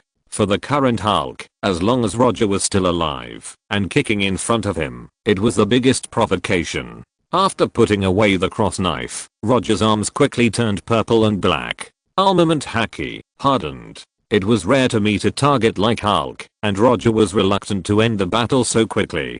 Before the battle, he also planned to test his current armament haki himself. Of course, this test was much more dangerous than his previous predicted attack. Even if he had armament haki, Hulk's attack was still extremely dangerous to him. Testing is testing, but Roger has no intention of turning himself into a sandbag for Hulk to hit. Shave. Roger's figure quickly disappeared in front of Hulk, and he came behind Hulk like a ghost. Bang. Before Hulk found Roger's trace, Roger's fist hardened by the armed color domineering hit him hard on the back. The dull sound of the blow sounded like a war drum. Then, nothing happened. After the successful blow, Roger did not hesitate, and immediately pulled back. Although he did not hit with all his strength, the power of the punch just now was definitely not weak. If the person he hit just now was an ordinary person, he had absolute confidence to kill the opponent with one punch. But even such a punch, when it hit Hulk, did not leave even a noticeable mark. The skin is really thick. Feeling the reaction force from his right fist, Roger's face became extremely serious. Although he is not Thanos, he also hopes that one day he can knock down Hulk with a simple and clean set of military boxing. But judging from the current situation, this dream is still a bit far away from him. However, this does not mean that he will give up this dream. While Hulk turned around, he launched another shaving. This time, he did not attack those parts of Hulk that seemed difficult to break through, but jumped high and clasped his fists. Bang! Roger's fists hit Hulk's head heavily like a warhammer. Then, it still did not break through. Although this attack did not break through the defense, Hulk was obviously stunned by his attack. It was not until Roger stepped on his chest and retreated quickly by the reaction force that Hulk finally reacted. But at this time, he had lost the opportunity to catch Roger. How did this guy grow up? He couldn't be so overly open. In the previous attack, Roger was even confident that he could directly smash a layer of steel plate. But it had no effect on Hulk. To be precise, it cannot be said that there was no effect at all. At least Hulk was stunned for a few seconds. But this is also normal. In the past 10 minutes, Roger has been dodging Hulk's attacks. With this kind of thinking inertia, it is hard for Hulk to think that he will suddenly jump in front of him and hit him on the head. The current armament haki is not strong enough. After confirming that he could not cause any harm to Hulk with his fists and feet, Roger decisively gave up the idea of continuing to attack Hulk with his fists and feet. He did not have the hobby of jumping back and forth on the line of death. In this close combat situation, if Hulk caught him and did a Hulk return to heaven and earth, he would have no place to cry. He is not Loki. With his current body strength, he can't withstand such an inhumane attack from Hulk. Since the armament haki is not strong enough to cause harm to Hulk, it is time to implement the third set of tactics. Door-to-door fruit. After obtaining this fruit, Roger originally planned to use the door-to-door fruit as an auxiliary fruit. But when he was developing the fruit ability by himself, he found that it was a bit too sorry to only use the door-to-door fruit as an auxiliary fruit. Therefore, in the door opening ability of the door-door fruit, he developed several moves that were not very above board. In other words, they were a bit vulgar and a bit cowardly fighting moves. When Hulk rushed towards him again, Roger squatted down without any hesitation. His right hand pressed on the ground like lightning. Ground, open the door. In just a moment, a huge space door with a radius of dozens of meters was opened. Hulk, who was running at full speed, would never have thought that the solid ground would turn into a void space door in an instant. Hulk stepped into the air. Under the influence of inertia, Hulk could not control himself at all and fell into the open space door without any suspense. After previous tests, Roger had confirmed that he could control the direction of gravity in the space door. In other words, the direction of gravity in the green space is simply an illusory concept. As long as he needs, he can adjust the gravity inside to any angle at any time. When Hulk fell into the green space, Roger closed the space door without any hesitation. Done. Call it a day. Hulk is indeed very strong, but Hulk does not have the power to break space. He didn't know whether Hulk would grow to this level in the future, but at least the current Hulk didn't have such ability. Using the green space of the Tremor Fruit to trap Hulk was the most appropriate solution Roger thought of. No matter how much physical strength Hulk had, when he had enough trouble, he had to return the control of his body to Dr. Banner. Unless in some extreme cases, Hulk and Dr. Banner basically controlled their bodies according to this process. Where is Hulk? When Roger came to General Ross immediately asked, "I locked him in a special space." "Don't worry, there is no danger in that space, but there is no way to get out." Roger's current level of the Tremor Fruit is LV1. Using the Tremor Fruit, he can open a spherical space with a maximum radius of 5 kilometers. This space that does not conform to the laws of physics takes the location of the door as the origin. The radius of 5 kilometers, strictly speaking, is just the distance in the real world. In that space, that does not follow the laws of physics. Distance is also an illusory concept, and it depends on how the eater of the Tremor Fruit wants to define this distance. In simple terms, if Roger wanted, he could cross the 5 kilometers in one step, or he could walk the 5 kilometers step by step, like in the real world. Roger was not very clear about what laws were involved. He only knew that the ability of the eater of the Tremor Fruit to control the green space was particularly useful. Chapter 89 Advice. Trapping the target in the green space of the Tremor Fruit was just a relatively gentle fighting move he developed. In addition to this, he also developed several more brutal and bloody moves. However, he did not intend to use these moves on Hulk. The mission only required him to capture Dr. Banner, not to kill or cripple Dr. Banner. In this case, he certainly would not kill Hulk and Dr. Banner. After all, he was just a devil fruit ability user, not a devil. When can he come out? General Ross's voice sounded again. Before deciding to invite Roger to join the capture team, he investigated Roger in detail. This included his abilities, his interpersonal relationships, and his psychological assessment. That's right, General Ross also specially asked someone to analyze Roger's past and behavior, and asked those psychologists to make a detailed psychological assessment report. It was precisely because of these investigation conclusions that General Ross decided to pull him into the capture team. However, now, General Ross found that the intelligence he had investigated was not very complete. At least the strange ability that Roger had just displayed did not appear in the relevant report. It depends on how much physical strength he has. After he recovers to be a normal person, I will go in and get him out. Although Hulk was locked in the green space, Roger himself didn't know how long Hulk could jump around. But this is not a big problem. He just needs to go in and take a look every once in a while. After talking with General Ross, Roger took back his coat on the mobile vehicle and walked towards the city alone. Time passed day by day. After locking Hulk in the green space, he would enter the space every 12 hours. It must be said that Hulk's physical strength is indeed amazing. After jumping around in the empty green space for 3 whole days, Hulk finally returned the control of his body to Dr. Banner and turned back into the weak scientist with little fighting ability. In the green space, you don't need to look at me like that. This is just a deal. I personally have no opinion on you, but you are related to something very important to me, so I came to deal with you. After opening a space door on his body, taking out a bottle of frozen mineral water from it, and throwing it to Dr. Banner, who was only wearing pants, Roger said slowly, "Tun tun tun." After drinking most of the bottle of mineral water in one breath, Dr. Banner raised his head. "Who are you?" "Just an insignificant person. If you can return to New York, we should have a chance to meet again." When answering Dr. Banner, Roger looked up and down at him with his upper body exposed. Then, he opened the space door on his body again, and took out a set of loose sportswear from it. "Put on this set of clothes. Don't worry, I haven't worn this yet." After saying that, Roger turned his head directly. He was not interested in watching a man change clothes. If it was a woman, he might be a little interested. However, it depends on whether the woman who changes clothes has a good figure and a beautiful face. A rustling sound came from behind him. "I advise you not to have any inappropriate thoughts.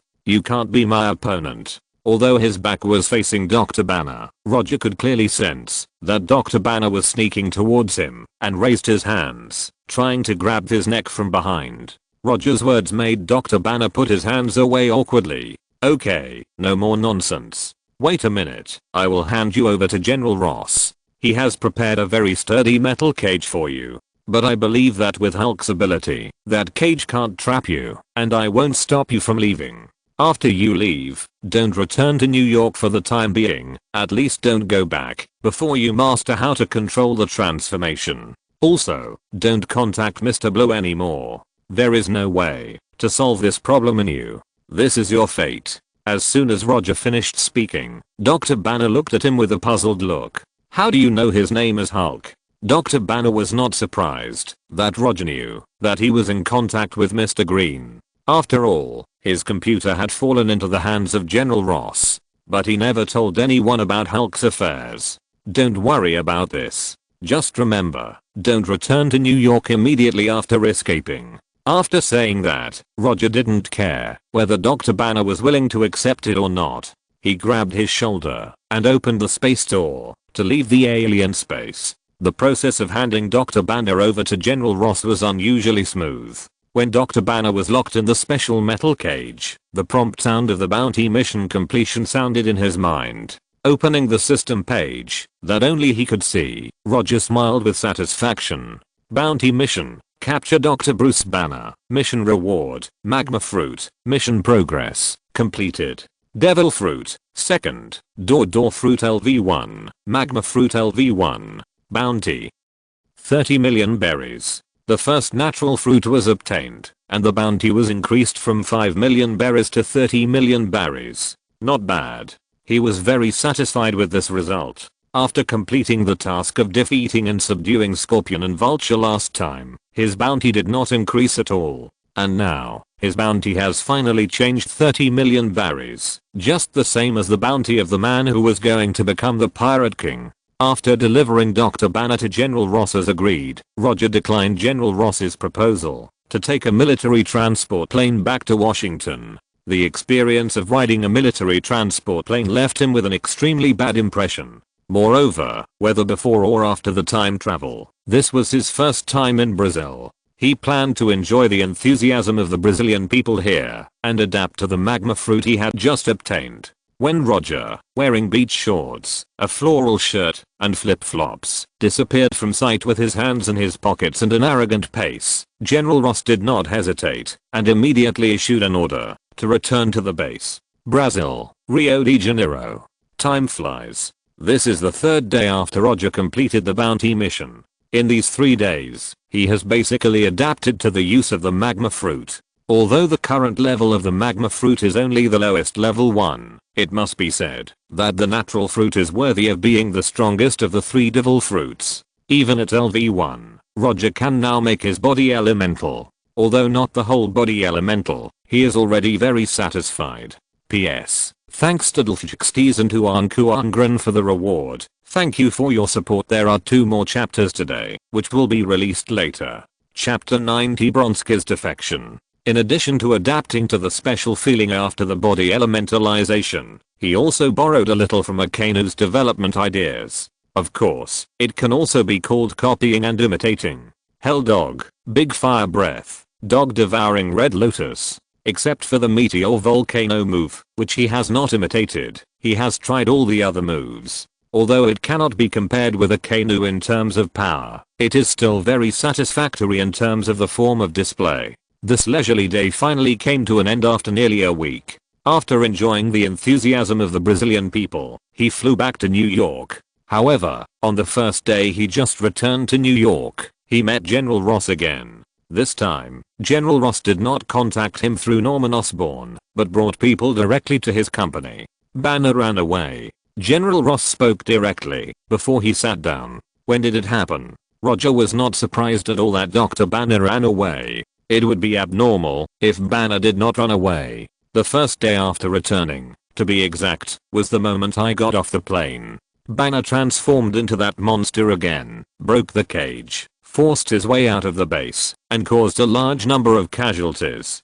General Ross's face became uglier and uglier. The feeling of having a wish fulfilled and then failed was really uncomfortable. You won't ask me to arrest Banner again, will you? Our agreement doesn't include this. This time, it's not Banner who needs to be arrested, but Bronski. After saying that, General Ross gave a long prepared information. When General Ross said Bronski's name, Roger had a premonition of something. As a result, after reading the information provided by General Ross, he found that he had guessed wrong. Bronski did not become an abomination as he remembered, but a super soldier deserter. What's more coincidental is that Bronski used the enhanced serum that he had previously provided to General Ross. After browsing the information in his hand in detail, he spoke again. This information hides something. Although I'm not a scientist, the enhanced serum is at least a product provided by me. This kind of enhanced effect is definitely not something that my enhanced serum can achieve.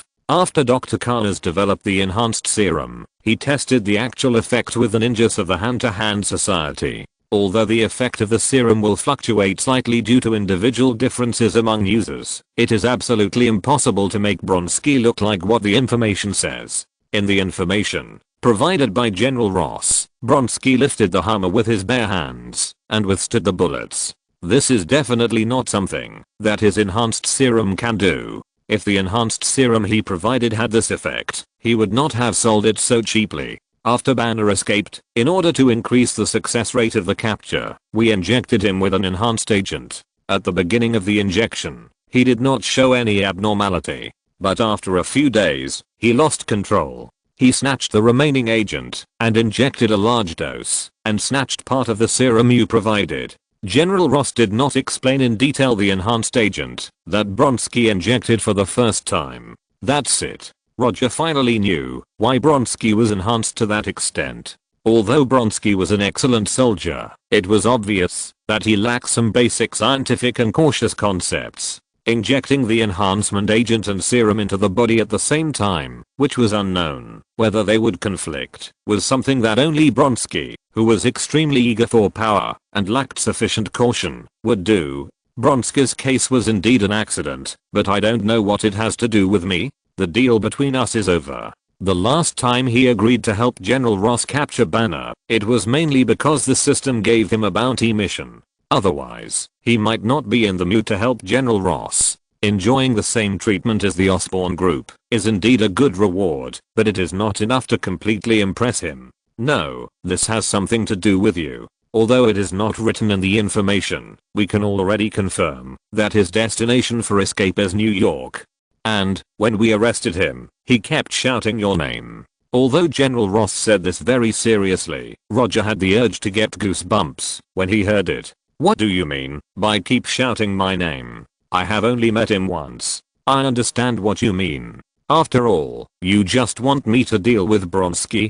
To be honest, it's okay that your men can't capture Dr. Banner after his transformation, but they can't even capture Bronski after his enhancement. Roger didn't know whether General Ross had tried his best to capture Bronski, but he felt one thing, that is, General Ross, the old fox, seemed to be planning to take advantage of him for free. This feeling was not good for him. At the same time, it also made him very unhappy. He didn't mind cooperating with the military to a certain extent. After all, it was a matter of mutual benefit, and there was nothing to say about it. But this did not mean that he was willing to become a weapon in the hands of the military and keep working for the military. Not to mention, it was the kind of being taken advantage of for free. You also have this extraordinary power. You should be very clear about the overwhelming advantage of extraordinary abilities over ordinary people. Although General Ross heard the dissatisfaction in Roger's tone, he still maintained that serious expression.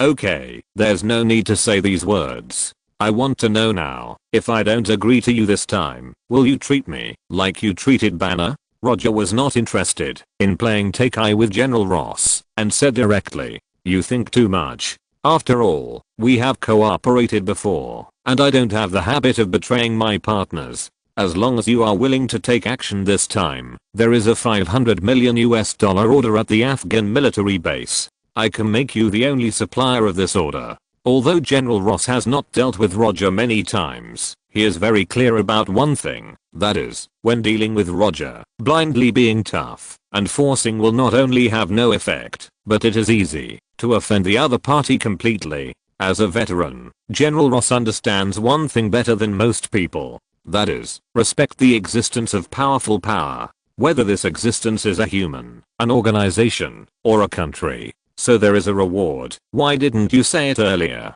The old rules. You are responsible for locking Bronski's location, and I'm responsible for dealing with him. A $500 million military order is a big business even for Roger, who has a few small deposits. And now, he just lacks a target to test the magma fruit in actual combat. The enhanced Bronski is a good test target. P.S. Thank you Jiang Jinwang for the reward. Thank you for your support. Chapter 91 Joining Forces. After General Ross and his accompanying soldiers left the company, Roger called Sharon Carter to his office. 10 days had passed since the last brainwashing. But Sharon Carter was still in a state of brainwashing. Because he had been to Washington and then to Brazil, Roger did not help Sharon Carter get rid of the brainwashing. However, after seeing Sharon Carter walk into the office naturally and call him young master, he put away his worries. He was a little worried that, if Sharon Carter was kept in a brainwashed state, there would be some abnormalities. But at present, there seems to be no problem at all. Is there any news about me from S.H.I.E.L.D. recently? Roger asked after taking his eyes away from Sharon Carter, who was wearing an all uniform. About a week ago, the Bureau received news that you and General Ross went to Brazil together.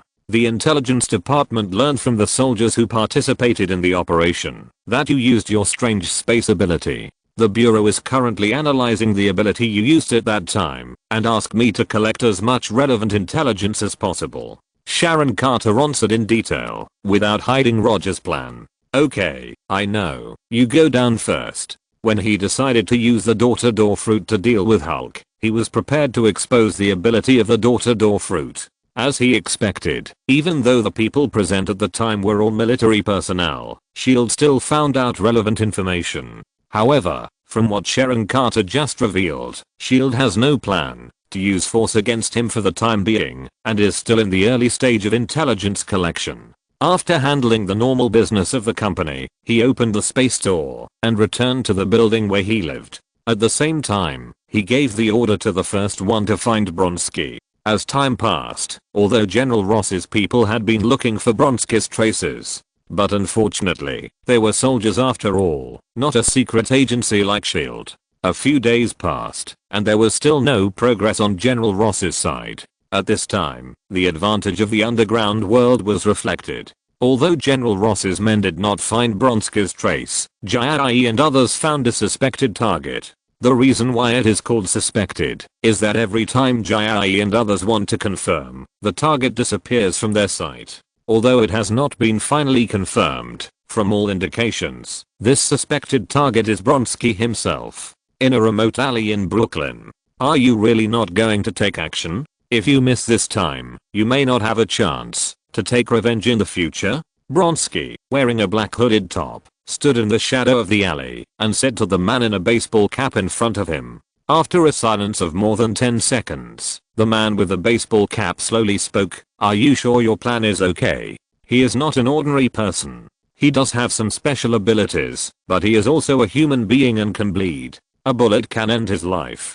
Are you scared by him? He beat you like a wild dog in front of so many people. He let your daughter see the scene of your failed robbery. He made you unable to return home. William Baker, are you willing to watch him destroy everything you cherish? The man with the baseball cap was none other than the Sandman, who was beaten by Roger with the armament haki and took the opportunity to brush up his reputation. When Bronski finished speaking, the breathing of the Sandman William Baker was obviously heavier. Then, the Sandman gave his own answer. When do you plan to do it? Tonight. I already know where he lives. What you have to do is to lure him out of his house. Then, I will be responsible for blowing off his annoying face. Bronski showed a cruel smile. At this time, Roger did not know that Bronski had hooked up with the Sandman William Baker. Now he is enjoying the massage and relaxation service of Sharon Carter in the office. As a professional female agent, Sharon Carter is a very qualified fighter, and she has also studied how to make men completely relax. In this regard, Black Widow Natasha can be said to be the best. While enjoying Sharon Carter's massage, Roger browsed the military order sent by General Ross. In view of the recent significant increase in terrorist activities in Afghanistan, the US troops stationed their plan to replace a batch of more powerful weapons and equipment. The weapons and equipment in the order are not the common weapons on the market, but weapons with special requirements. If it were just ordinary weapons, the military would not need to outsource the order at all. The order is in hand, but the problem is that Roger does not have a production line to produce these weapons. After thinking for a few minutes, he plans to transfer this order. Not to mention that it takes a lot of time and materials to set up these weapons production lines. He doesn't have any technicians here. Except for Dr. Connors, he has no technicians. So instead of eating this cake alone, it is better to sell it and earn the difference. There are many weapons manufacturers that can take this order. Even in New York, he can find several. However, he finally plans to transfer this order to the famous Stark Industries. He vaguely remembered that the kidnapping incident that changed Tony Stark's fate happened in Afghanistan. Although Tony went to sell the Jericho missile that time, Roger thought that maybe Tony Stark could go to Afghanistan a few more times. Who can say for sure about fate? Thinking of this, he called his old friend Norman Osborn. Although he had contacted several weapons manufacturers before, he had not dealt with Stark Industries. In this case, he needed a middleman with enough status to sign the line. Speaking of middlemen, who can be more suitable than Norman Osborn? Norman Osborn did not refuse Roger, but as a capitalist, he did not forget to extract his commission from it 5% commission. Norman Osborn gave Roger a very favorable commission price. Compared with the commissions of 10% or 20% outside, Norman Osborn did show his sincerity in this regard. After solving the military order, Roger went off work happily. However, he was not the only one who went off work, but also his assistant Sharon Carter. Night. In Roger's apartment. After discussing his views with Sharon Carter on the origin of life, he came to the kitchen in pajamas, intending to make up for the lost physical strength. Just as he was thinking about whether to make a midnight snack himself, the reinforced glass on the exterior wall of the apartment exploded with a bang. Along with the glass fragments, there were also balls of yellow sand flying into the house. P.S. Thank you Bacon for the reward. Thank you for your support. Today's 5 updates and 10,000 words. Although not much, it can be regarded as an explosive update. Chapter 92. Sandman's Raid. Roger never thought that when he had just finished doing something he loved and was about to make up for his physical strength, someone would come to his door. What he didn't expect was that the person who came to his door was actually William Baker, the Sandman. The last time he taught the Sandman a lesson, the system didn't give any tasks. So since that time, he was no longer interested in the Sandman. A guy who couldn't activate the bounty task was not worthy of his attention. However, the Sandman obviously didn't think so. After the yellow sand like a sandstorm poured into the house, Roger didn't hesitate at all and immediately activated his domineering. The observation hacky and the armed hacky were activated at the same time. In just a moment, he entered the combat state. Shave. He didn't give the yellow sand a chance to continue to wreak havoc, and the whole person disappeared in the kitchen in an instant. Found you. Although the Sandman had turned into a ball of flying yellow sand at this time, Roger confirmed the location of his real body in an instant under the induction of the observation hacky. To be precise, the real body is not a very appropriate description, because the flying yellow sand, in a sense, is the body of the Sandman.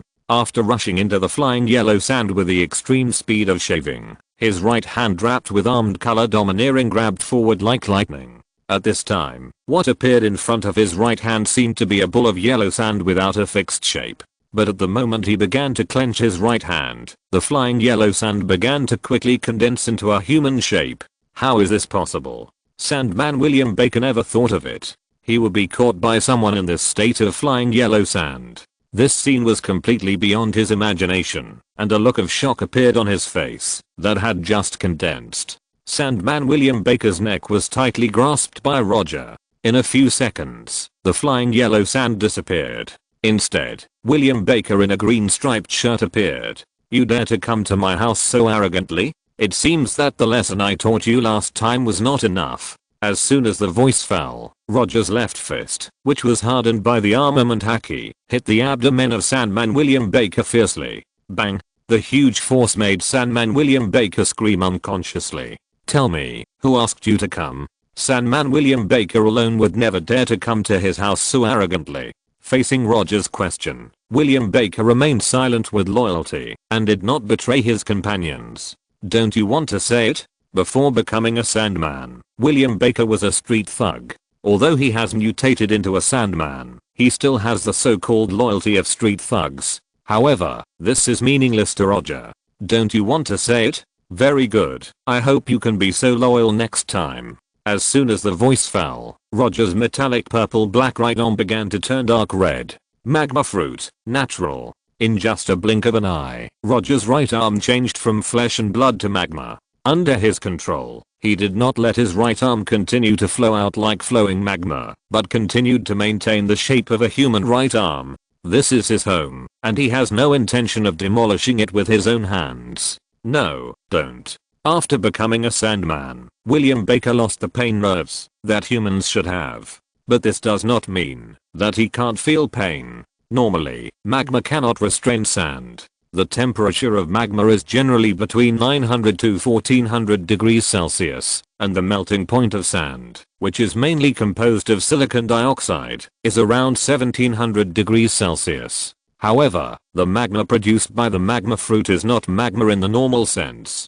When receiving training in the Traverser training class, Roger once asked the instructor why the magma fruit is the superior fruit of the flame fruit, and why the 200 million volts of the thunder fruit cannot deal with the rubber fruit. His instructor did not answer him at first, but just looked at him with pity, and then gave an answer. Don't use the science of one world to judge the products of another world. The sword of the Ming dynasty could not kill the officials of the Qing dynasty, and the science of the Marvel world could not limit the devil fruits of the pirate world. Finally, his instructor gave him a suggestion. If you have to tangle with this point, then let the god of creation of the Marvel world and the pirate world put down their brushes and fight, and whoever wins will listen to him. Roger certainly had no way to make the two big guys fight. So his final decision was to stop thinking about these meaningless questions and save some brain cells for himself. When Roger's right arm turned into a dark red lava arm with a hint of golden yellow, Sandman William Baker began to regret why he listened to Bronski's instigation. Isn't it good to be a robber? Why do you have to make things difficult for non-humans like Roger? Wait, I'll tell you right away. Feeling the high temperature from Roger's lava arm, Sandman William Baker immediately changed his mind. Damn the chivalry. It was Bronski. Bronski asked me to come. He said that, as long as I lead you out, he can shoot you in the head. Sandman William Baker said without any hesitation. Bronski? It was him. After listening to the Sandman's words, Roger shook his head helplessly. Didn't he just mock him for being weak? So he completely hates me? But after thinking about it carefully, this is quite normal. The more arrogant a person is, the less he can accept others' ridicule. Especially when the ridicule is about what he is most proud of. After thinking for a few seconds, Roger loosened his right hand and let go of Sandman William Baker. Where is he? Although Bronski was not particularly powerful after being strengthened, Roger didn't like the feeling of having a fly flying in front of him all day long. What's more, he had already accepted the reward provided by General Ross. Take money from others and help them get rid of disasters. He still has this professional ethics. I don't know, he said. I just need to lead you to the intersection 3 blocks away. Sandman William Baker pointed in a direction and said, okay, I got it. But I'm really annoyed by your way of coming to my house, so. Before he could finish his words, Roger's lava right arm hit the head of the Sandman William Baker hard. Bang! The huge force smashed the Sandman's head directly. Roger did not use the armament haki. Seeing that the Sandman cooperated so well, he did not intend to kill the Sandman. Clean this place up, and you can leave. If there is a next time, what I smash will no longer be your sand head. After saying that, Roger lifted the lava of his right arm. With the disappearance of the lava, his right arm returned to normal, and even the clothes on it returned to their original state. The naturalization of the natural fruit can not only naturalize the body, but also assimilate the clothes on the body. Otherwise, every time you use the naturalization, you have to run naked or change clothes, and the naturalization is too uncool. What's going on outside? As soon as Roger returned to the bedroom, Sharon Carter, who was powerless, asked him. Nothing, just a little mouse. You go back to sleep, I'll be out for a while and back soon. After saying that, Roger began to change his clothes in front of Sharon Carter. They had just been frank with each other, so it was not strange to change clothes in front of each other. Soon, Roger changed into a black sportswear and left the bedroom. After cleaning, please buy me a midnight snack for 7 people. Roger came to the shattered French window and said to the Sandman without turning his head.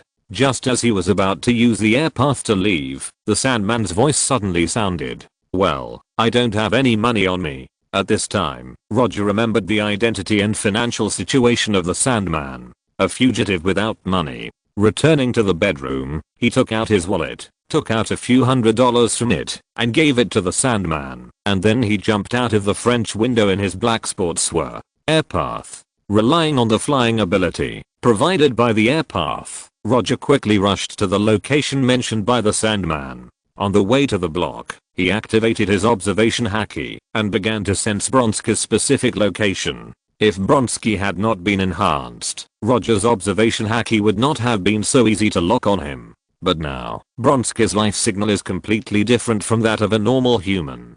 In front of Roger, who has activated his observation haki and knows the approximate range, he is as conspicuous as a road sign. Although he has been injected with the military's enhancement potion and Roger's enhancement serum, Bronski still has no intention of confronting Roger head-on. After witnessing Roger's fight with Hulk, he knew that he could not defeat Roger in close combat. Therefore, he planned to use the traditional skills taught by the army to deal with Roger. Long-range sniping. Although Bronski is not a sniper, sniping is not a difficult task for an experienced veteran like him. And in order to ensure the effectiveness of the sniping, he did not use the ordinary sniper rifle commonly used by snipers, but a more powerful large-caliber anti-material sniper rifle. Just as he had said to William Baker, the Sandman, before, he knew that Roger had extraordinary powers that did not belong to humans, but Roger was also a human being and would bleed. He did not believe that Roger, a flesh and blood person, could withstand the shooting of anti-material sniper rifles. Strictly speaking, Bronski's idea was not wrong. However, he still overlooked a very important issue. That is, he still used normal people's thinking to judge those who possessed extraordinary powers. Bronski was lying on the rooftop of a building, staring at the intersection that was not particularly far away through the scope. He was not particularly worried about William Baker, the Sandman. In his opinion, William Baker would definitely lead Roger to the agreed location. The only uncertainty was when he could lead Roger over. But this was not a problem for Bronski. As an experienced veteran, he was not lacking in patience. As time passed, Bronski's eyes never left the intersection. Are you looking for me? Roger's voice suddenly sounded behind Bronski. P.S. Thank you for the reward from Remittance and Isaboteo. Thank you for your support. In order to avoid you from saying that The Apprentice is short in the future, all future chapters will be 3,000 words each. If you're listening to this novel on a channel other than Fanfic World, it means they downloaded and uploaded it without effort. We cordially invite you to visit our channel, Mundo Fanfic Novelos. There you'll find the original version of this story and you can explore many other novels of various genres. We're waiting for you to immerse yourself in a world of incredible novels. Chapter 93, Dark Dog. In order to avoid being exposed, Bronski also deliberately disguised himself. But he never thought that Roger had the ability to detect things that could not be explained by science, such as observation haki. The moment he heard Roger's voice, Bronski did not hesitate. He instantly burst out with a flexibility and speed far beyond that of a normal human.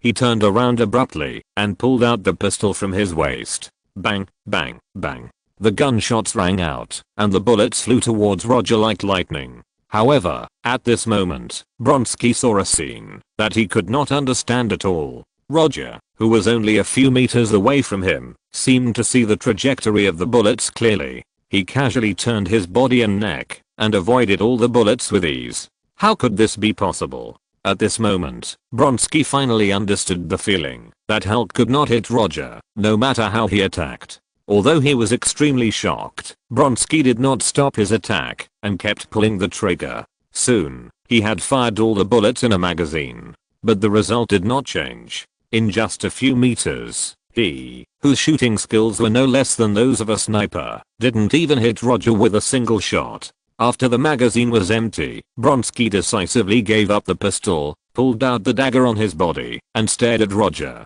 "Are you giving up the gun now? Are you not going to hold on for a while?" Roger asked casually without attacking Bronski immediately. "Even without a gun, I can kill you." Although he was shocked by Roger's evasion, that seemed to predict the future, Bronski would not give in verbally. Moreover, compared with the gun, he also hoped to kill Roger with the dagger in his hand. Killing Roger with just one shot would be too easy for him. I don't know if it was his illusion, but Roger always felt that Bronski seemed a little manic now.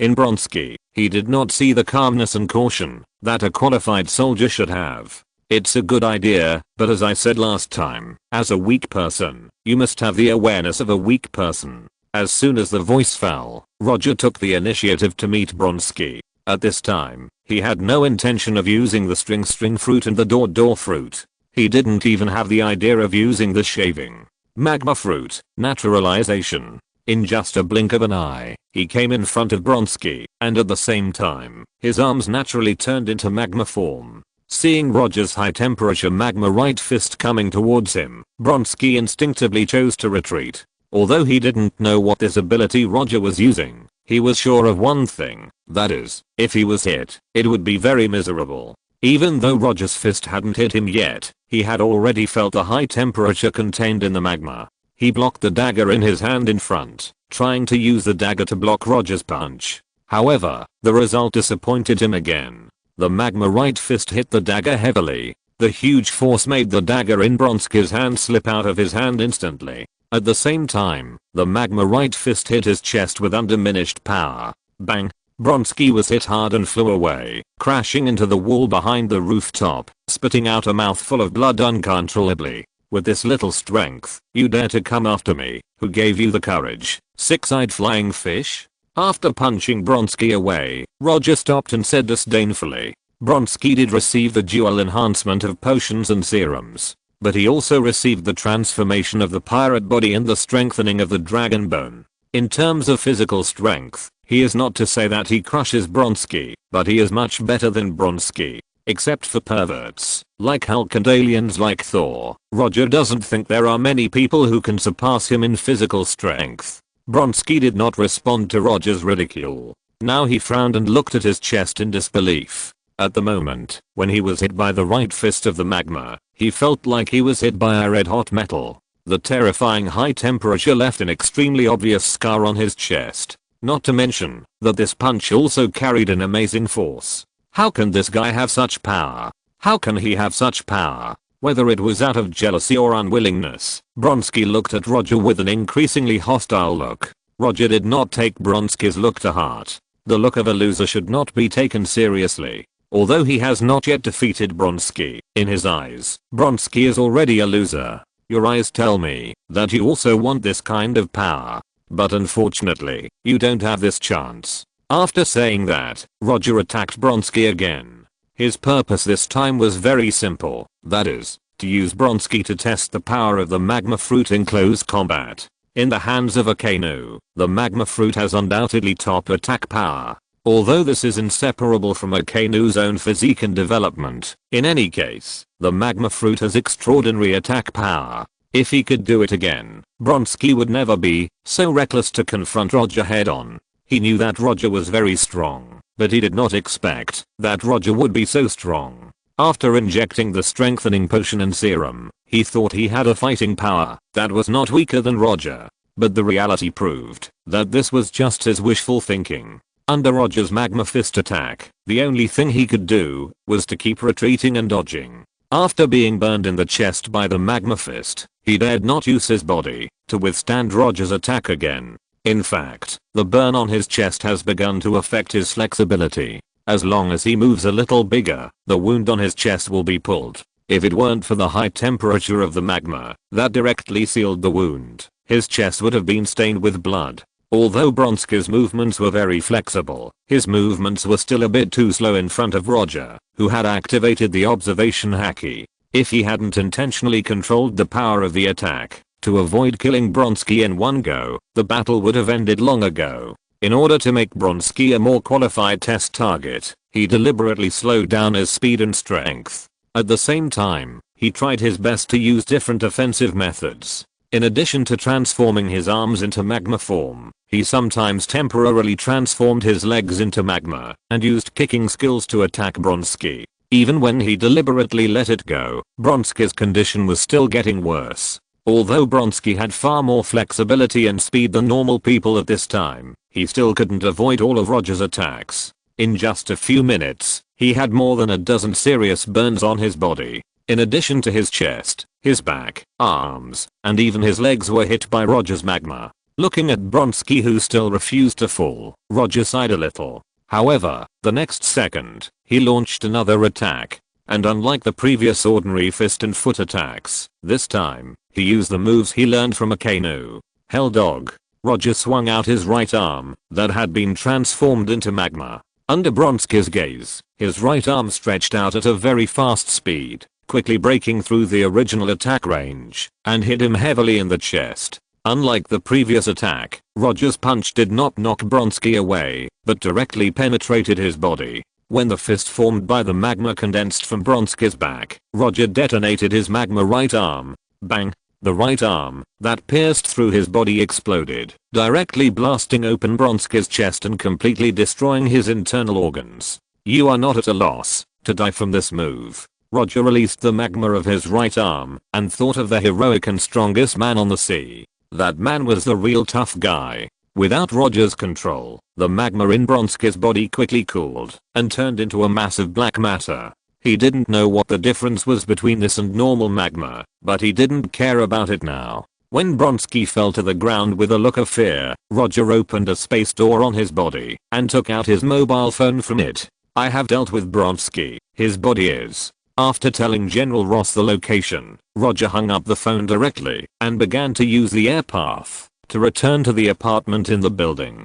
There are still 2 suppers waiting for him in the apartment. Bronski's death did not cause any sensation in the outside world. No one knew the news, except Roger and General Ross's people. Even Bronski's accomplice, the Sandman William Baker, did not know. After that night, the Sandman appeared less and less in people's sight. In addition to occasionally coming out to do his old business of robbery, Sandman William Baker proved with practical actions what a low-key life is. Roger did not specifically go to trouble the Sandman. For him, there was nothing special about the current Sandman that needed attention. Unless one day the Sandman's value suddenly increased, the system would issue a bounty mission about him.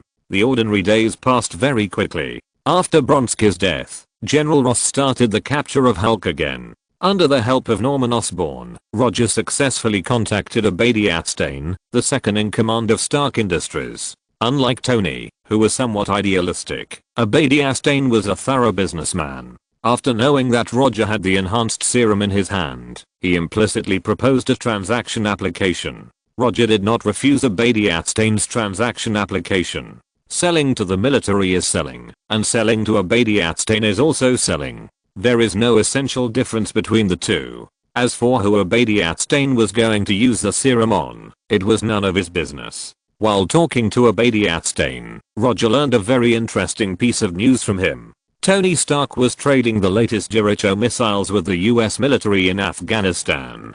Chapter 94 New Mission. Is this the beginning of the world line closing? On the first day of arriving in this world, Roger knew that this was not the so-called movie universe. Because in the movie universe, Spider-Man could not have appeared earlier than Iron Man. Seeing Roger's face suddenly change, Obadiah asked curiously, "Wayne, what's wrong with you?" "Nothing, I just suddenly remembered something." Obadiah might have just wanted to show off the good cooperation between Stark Industries and the military. But after he told the news that Tony Stark was trading Jericho missiles with the US military in Afghanistan, Roger looked at him with a different look. Could this kind-looking guy have contacted the local 10 rings to kidnap Tony? After chatting with Abadiastain for a few more words, Roger left Stark Tower. Although Tony might be kidnapped by the 10 rings, Roger had no intention of intervening in this matter. In short, this is Tony Stark's fate. If Tony had not experienced this kidnapping incident, he would never become Iron Man and would only continue his dissolute playboy life. After leaving Stark Tower, Roger did not return to the company, but came to Dr. Khan's laboratory. The military's order in Afghanistan has been transferred to Stark Industries, but General Ross's order for enhanced serum still needs Dr. Khan's to handle. In addition, he also plans to let Dr. Khan's change to a bigger and better laboratory. Dr. Khan's is not only his only scientific researcher, but also his cash cow. As long as the military and other organizations still need enhanced serum, Dr. Khan's can help him create wealth continuously. However, he did not expect that Dr. Khan's actually refused to change the laboratory. In Dr. Khan's words, he now likes this laboratory converted from a safe house and does not plan to leave here for the time being. Roger did not say anything about Dr. Khan's decision. After talking to Dr. Khan's about the enhanced serum, he returned to the company. "Help me open a stock account." Roger called Sharon Carter into the office. Okay. Sharon Carter didn't know why Roger suddenly wanted to open a stock account, but she would not refuse Roger's request. When Sharon Carter left the office, Roger leaned back in his chair and began to think quickly. When Abadiastain mentioned that Tony was in Afghanistan, the system did not give any bounty missions. But he always felt that this matter would not be so simple. Even Dr. Khan's in the hand could activate bounty missions, so Tony Stark could not fail to activate them. Wouldn't Tony be kidnapped this time? After thinking about it, he felt that this might be the truth of the matter. But after all, he was not the system itself, and he did not dare to conclude that the system would not issue tasks to Tony. In the next few days, he would pay attention to the news about Stark Industries' stock price every day. The stock price was very stable, without abnormal fluctuations. In a capitalist country like the United States, the news that reporters could not find out could definitely be found out by those capitalists. A qualified big capitalist would never miss the opportunity to short Stark Industries. So if you want to know whether Tony has been kidnapped, just pay attention to the stock of Stark Industries. In the past few days of paying attention to the stock price of Stark Industries, Roger did not forget his daily practice. He now has 3 devil fruits. If he does not practice seriously, who knows when he can practice the fruit to the state of awakening. Time passed day by day. After paying attention to the stock price of Stark Industries for a week, he finally saw what he wanted to see. The originally very stable stock price suddenly ushered in a sharp drop. There is no concept of limit down in the US stock market.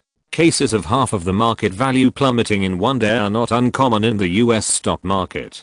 Not long after the stock price of Stark Industries plummeted, Roger successfully saw the report of Tony Stark's kidnapping in the news. After concealing it for a week, the news that Tony Stark was kidnapped by the 10 rings in Afghanistan was leaked. Of course, the word 10 rings did not appear in the news report, but claimed that Tony was kidnapped by terrorists. In fact, now, except for Roger and Abadiastain who planned all this, no one knows who kidnapped Tony. Even the military and SHIELD don't know. Bounty mission: defeat Ironmonger Abadiastain and Iron Man Tony Stark at the same time. Mission reward: 30 million berries. Full version of the 6 styles. Mission progress: unfinished. Just as Roger was watching the report of Tony's kidnapping, the latest bounty mission emerged in his mind. It's finally here. Tony's kidnapping activated the bounty mission as he expected. However, the content of the bounty mission was a little beyond his expectations. If the system issued a mission to rescue Tony, he wouldn't think there would be any problem. But now, the mission requirement given by the system is to defeat Ironmonger Abadiastain and Iron Man Tony Stark at the same time. This also means that he can only complete this mission at a certain time. That was the first and only time Tony and Ironmonger Abadiastain fought.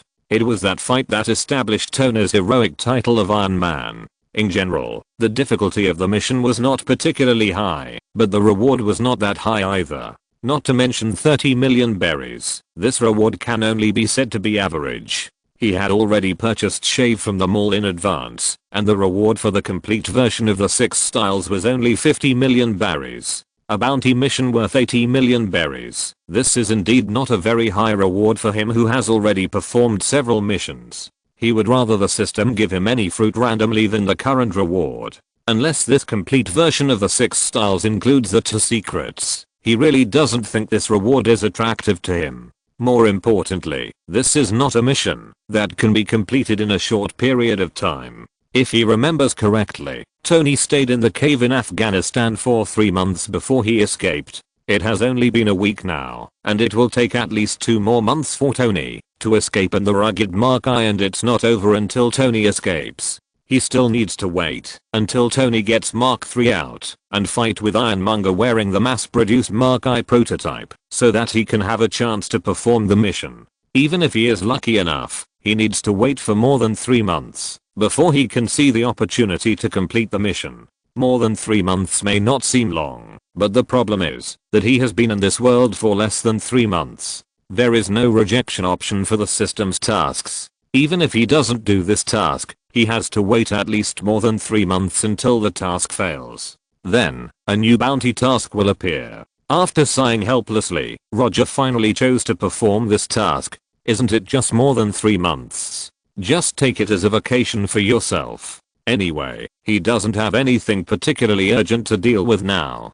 Time flies, and more than 2 months have passed in the blink of an eye. In these 2 months, Roger has rarely behaved. He didn't make any big news anymore, and concentrated on developing his 3 devil fruits. With his unremitting efforts, his 3 devil fruits have ushered in an upgrade. String Fruit LV3, Door Fruit LV2, Magma Fruit LV3. String Fruit and Door Fruit only increased by 1 level, while Magma Fruit increased by 2 levels. It must be said that the natural fruit showed its advantage at this moment.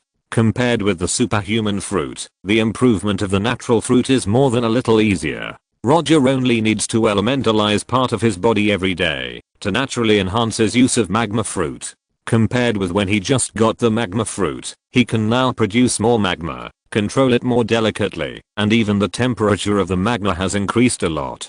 And after the level of magma fruit was raised to LV2, he could finally elementalize his whole body. When the level was only LV1, he could never elementalize his head and heart, but now, as long as he wants, he can transform into Magma Man at any time. In addition to the improvement of the fruit level, his armament haki and observation haki also increased by 1 level to LV2. More importantly, after more than 2 months of training, his body has finally stabilized. Now he finally doesn't have to eat 6 or 7 people's worth of food every day. In addition to improving his own strength, he also did a few trivial things. First, he established a new company called Don Quixote Group. Although this new company is not yet worthy of the name of the group, it does not affect his naming. Shuko Limited was included in the name of Don Quixote Group and became the first company under the group. Secondly, his grievances with S.H.I.E.L.D. have finally come to an end for the time being. After several months of legal wrangling and public opinion, S.H.I.E.L.D. took the initiative to propose a settlement and showed their sincerity. As an official agent organization, S.H.I.E.L.D. can no longer stand the public opinion crisis of violent law enforcement that emerges every few days. Although S.H.I.E.L.D. knows very well that these public opinions are spread by Roger through the water army. But even so, they have no way to eliminate these water armies. No matter how powerful S.H.I.E.L.D. is, it cannot stop people from going online, and even if they arrested a group of people, it would not affect Roger's plan at all. As long as there is enough money, there will be as many water armies as you want.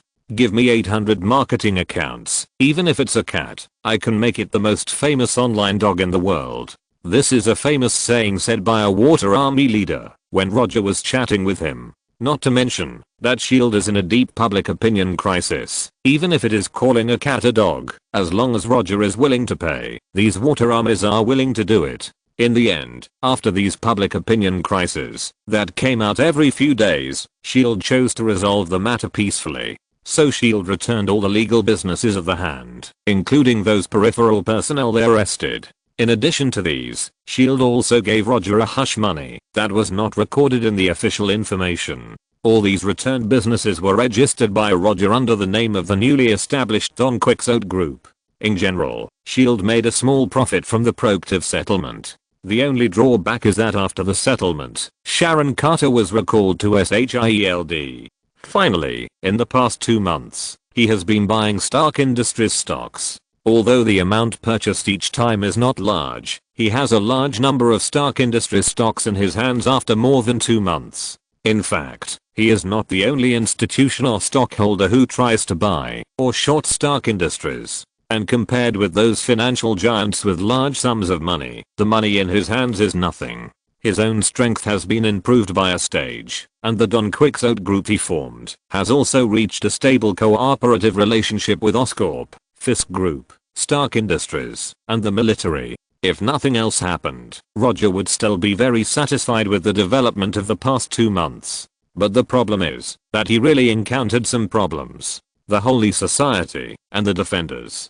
After he killed the Stick and Daredevil, the Holy Society was quiet for a while. But I don't know whether they have chosen a new leader or are purely carrying out revenge. More than a month ago, the Holy Society began a crazy attack on the opponent. Those ninjas of the Holy Society seemed to be tireless and kept attacking the people of the Hand Society. Even if those ninjas of the Hand Society were dressed like office workers, they would still attack openly. If it was only the Holy Society, Roger would not take them too seriously. However, the Holy Society actually joined forces with the Defenders. In Roger's memory, the Defenders were just a group of third-rate superheroes. But the facts proved that the Defenders in this world were not third-rate at all. The cooperation between the Holy Society and the Defenders directly reduced the number of Hand Society ninjas under his command by 1/3. Although he had never regarded these Hand Society ninjas as his core force, he was the current leader of the Hand Society anyway.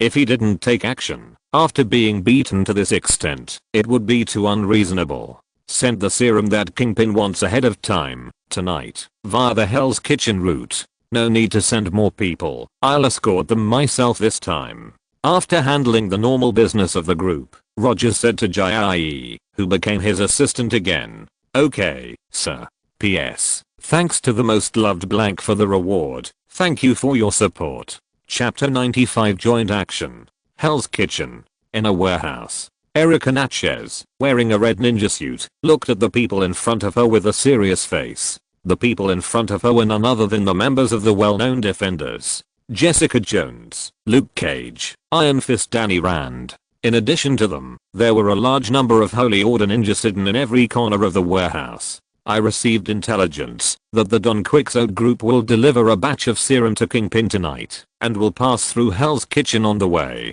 Iron Fist Danny Rand, wearing a green tight uniform and a red hood, spoke first. What about the guards? As soon as Iron Fist Danny Rand finished speaking, Luke Cage, who was not disguised, asked. It's not clear yet, but judging from the past, there won't be many guards. During this period, the Hand has lost a lot of people, and they don't have enough manpower for guarding now. Iron Fist Danny Rand said again. I don't care how many guards they have. I just want to know if Roger D. Wayne will show up. Erica asked in a cold tone, releasing her murderous intent without disguising it. After hearing Erica's question, Iron Fist and Luke Cage fell silent. Although they had dealt with Erica before, the Erica they knew was completely different from now. Erica at that time was far less murderous than she is now. Don't worry, as long as we keep targeting the Hand, we will be able to lead out the executioner sooner or later. Jessica Jones, who had been silent all the time, patted Erica on the shoulder and said slowly. The Defenders had also had some conflicts with the Hand before, but the scale of the conflicts was not large, and it would not rise to the current level of a life and death struggle. The reason why it has become like this is because Roger personally led the team to kill Daredevil. Daredevil is not only a member of the Holy Society, but also a member of the Defenders. So, after Erica came with the ninjas of the Holy Society, Iron Fist and others also joined the action against the Hand. Through the secret method provided by the Holy Society, they can easily lock the ninjas of the Hand. And with the financial support of Iron Fist Danny Rand, their intelligence network was quickly established. If not, with the elusive style of the hand ninjas, the people of the Holy Society and the Defenders would not be able to carry out targeted assassinations. Not to mention the repeated disruption of the transactions between Roger and Kingpin and others. Although Roger has gradually entered the upper class of New York, his reputation in those self-proclaimed justice organizations has been as bad as Kingpin. In a way, it is even worse than Kingpin. After all, Kingpin usually only does some traditional underworld business, but Roger is different. He has already shown signs of intervening in the extraordinary world. More importantly, Roger himself is a person with extraordinary abilities. This is destined to make him more troublesome than Kingpin. Then tonight we will continue to act according to the previous plan, destroy the deal between Roger and Kingpin, and kill the ninjas of the hand. Iron Fist Danny Rand made the final summary speech. Don Quixote Group Headquarters Building. After establishing the Don Quixote Group, Roger rented a not so tall building in Manhattan, and used it as the headquarters of the group. As for the previous building of the hand, he sold it at a discount. In his opinion, the previous building of the hand was not very auspicious. The three fingers of the hand died there, and hundreds of hand ninjas died in the building. Although he did not believe in the existence of ghosts and resentful spirits, he still had some aversion to working in that building. So he sold the headquarters building of the hand, and rented a new one. How are things prepared? Roger stood in front of the huge French window in the office, and asked without looking back. We have notified Kingpin, and the fleet is ready, and can set off at any time. Jai, who was wearing a black suit, immediately replied. Very good, you go down. After the Holy Society and the Defenders repeatedly and accurately destroyed the deal between him and Kingpin, Roger was thinking about where they got the accurate information. The Holy Society and the Defenders are not spy agencies like SHIELD. If they had such accurate information, the hand would have been wiped out during the Five Fingers Rule. Although only the Holy Society and the Defenders have jumped out now, he always feels that there are shadows of other organizations behind this. So this action is not only to deal with the Holy Society and the Defenders, but also to lead out the mastermind who is hiding somewhere unknown. When it was after 11 o'clock in the evening, the convoy transporting the serum left the Don Quixote Group headquarters building on time. At this time, Roger sat on the transport vehicle loaded with serum, playing with the cross knife in his hand casually. After teasing Hulk with the cross knife once, he used better materials to make a few new cross knives. In addition to these cross knives, he also had the Black Knife Knight, which was a bit too large, made. Now, in his arsenal, there are a large number of cold weapons including Black Blade Knight, as well as a large number of hot weapons including Gatling machine guns. If it weren't for the fact that war weapons such as main battle tanks and armed helicopters were not used in normal battles, he even planned to buy a few armed helicopters from the Osborn Group. The convoy slowly drove into Hell's Kitchen according to the established route and headed for the agreed transaction location. However, not long after the convoy entered Hell's Kitchen, the convoy stopped. The next second, the sound of fighting with cold weapons and continuous gunfire came from outside. Before the attack began, Roger sensed the existence of these Holy Society ninjas and Iron Fist Danny Rand and others through his observation haki. Unlike the life signals of ordinary people, the life signals of Iron Fist Danny Rand all showed something different from ordinary people. After raising the level of observation haki to LV2, he can already sense the strength of the target through his observation haki. The moment he sensed the life signals of Iron Fist and others, he judged their approximate strength. It's worthy of being the Defenders. It is indeed very easy to deal with the ninjas of the hand with this kind of strength. After confirming the number of attackers and their approximate strength this time, he pushed open the door at the rear of the car and walked down with a casual look on his face. There were not many hand ninjas escorting the convoy this time. Including the driver, there were less than 20 people. Just like the last time he dealt with Gunsao and others, Roger also asked the hand ninjas to bring various firearms this time. Enemies that can be solved with guns do not need to be cut with knives. Although this is not in line with the tradition of the hand, traditions are meant to be broken. To give a very simple example, during the period when Madame Gao and other Five Fingers ruled the hand ninjas would never dress up like the Mafia and act like gangsters. They would not use firearms in battle. But these gradually became the new image of the hand ninjas after Roger became the new leader of the hand. When Roger got off the transport vehicle with a cross knife, the Holy Society ninjas and Iron Fist and others present spotted him at a glance. Although they were all dressed in suits, Roger was wearing a crimson suit, unlike the hand ninjas who were wearing black suits. After getting off the car, he glanced at the battle situation around him. Then, he raised his right hand and fired hundreds of white threads into the sky. These white threads that shot straight into the sky were hundreds of meters in the air in an instant. Then, under the gaze of the Holy Society ninjas and Iron Fist, they fell from the sky like raindrops. Birdcage. After upgrading the Thread Fruit to LV3, the birdcage Roger used became closer to the original birdcage used by Doflamingo, except for the range, strength, and the fact that it would not shrink slowly. The birdcage he used was not much different from the original one. Iron Fist and others realized that something was wrong before the white birdcage was formed. However, this did not mean that they had the ability to escape from the range of the birdcage. From raising his right hand to firing the threads to the complete formation of the birdcage, it took only 2 or 3 seconds. In just 2 or 3 seconds, it was impossible for Tiquan and others to leave the birdcage that covered several blocks. Haven't you always wanted to see me? I'm here now. Roger ignored the ninjas of the Holy Society who were wearing ninja uniforms of various colors and walked directly towards Tiquan and others. Although the strength of the ninjas of the Holy Society was stronger than that of the ninjas of the hand in a one-on-one situation, when the ninjas of the hand used hot weapons without martial ethics, the exquisite fighting skills of the ninjas of the Holy Society were quickly wiped out. A master named Zhang once said this: 7 steps away, the gun is faster. Within 7 steps, the fist is faster. But in front of a fully automatic rifle, whether it is 7 steps away or within 7 steps, the gun is faster. Even Master Yi, who knows a little bit about everything, can't change this fact. Unless the person who fired the gun really has poor shooting skills. Otherwise this situation, that can be called a flying dragon riding on the face, is impossible to lose. Looking at Roger, who was getting closer and closer to him and others, Iron Fist took a posture of attacking in full readiness.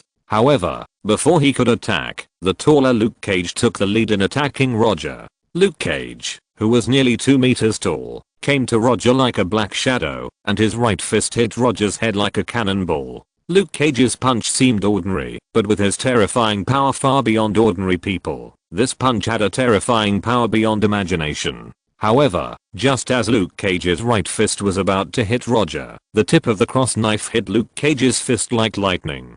Chapter 96, 1 against 4. How strong is Luke Cage? This question will have completely different answers in the eyes of different people. He can lift about 25 tons of weight, punch through a 10 centimeter thick steel plate with his fist, withstand cold weapon attacks such as knives and daggers, withstand close range shooting with conventional pistols, and has a regeneration ability that is 3 times faster than that of ordinary people. If you only look at these data, Luke Cage is an out and out superhero. However, it also depends on who he is facing. For ordinary people, Luke Cage is a superhero with super strength and invulnerability. But in this world, where hanging walls are everywhere, his physical data is not very scary. Let's not use the abnormal physical fitness of Hulk to bully Luke Cage. Even Roger in front of him has physical data that is not much better than him. After his body completely adapted to the transformation of piratization, his physical fitness has completely exceeded the level of normal humans. It is not difficult for him to lift dozens of tons of weight with his bare hands. The only drawback is that his physical defense ability is not as good as Luke Cage. However, this was made up by the armament haki. Luke Cage's powerful punch was completely blocked by the cross knife. The cross knife wrapped in armament haki showed a strength far beyond that of ordinary alloys. You are very strong, but I'm not bad either. As soon as the voice fell, Roger's right leg quickly completed the hardening of armament haki and heavily hit Luke Cage's lower abdomen, kicking him out. After kicking Luke Cage away, he raised the cross knife and took a look. The tip of the knife was intact.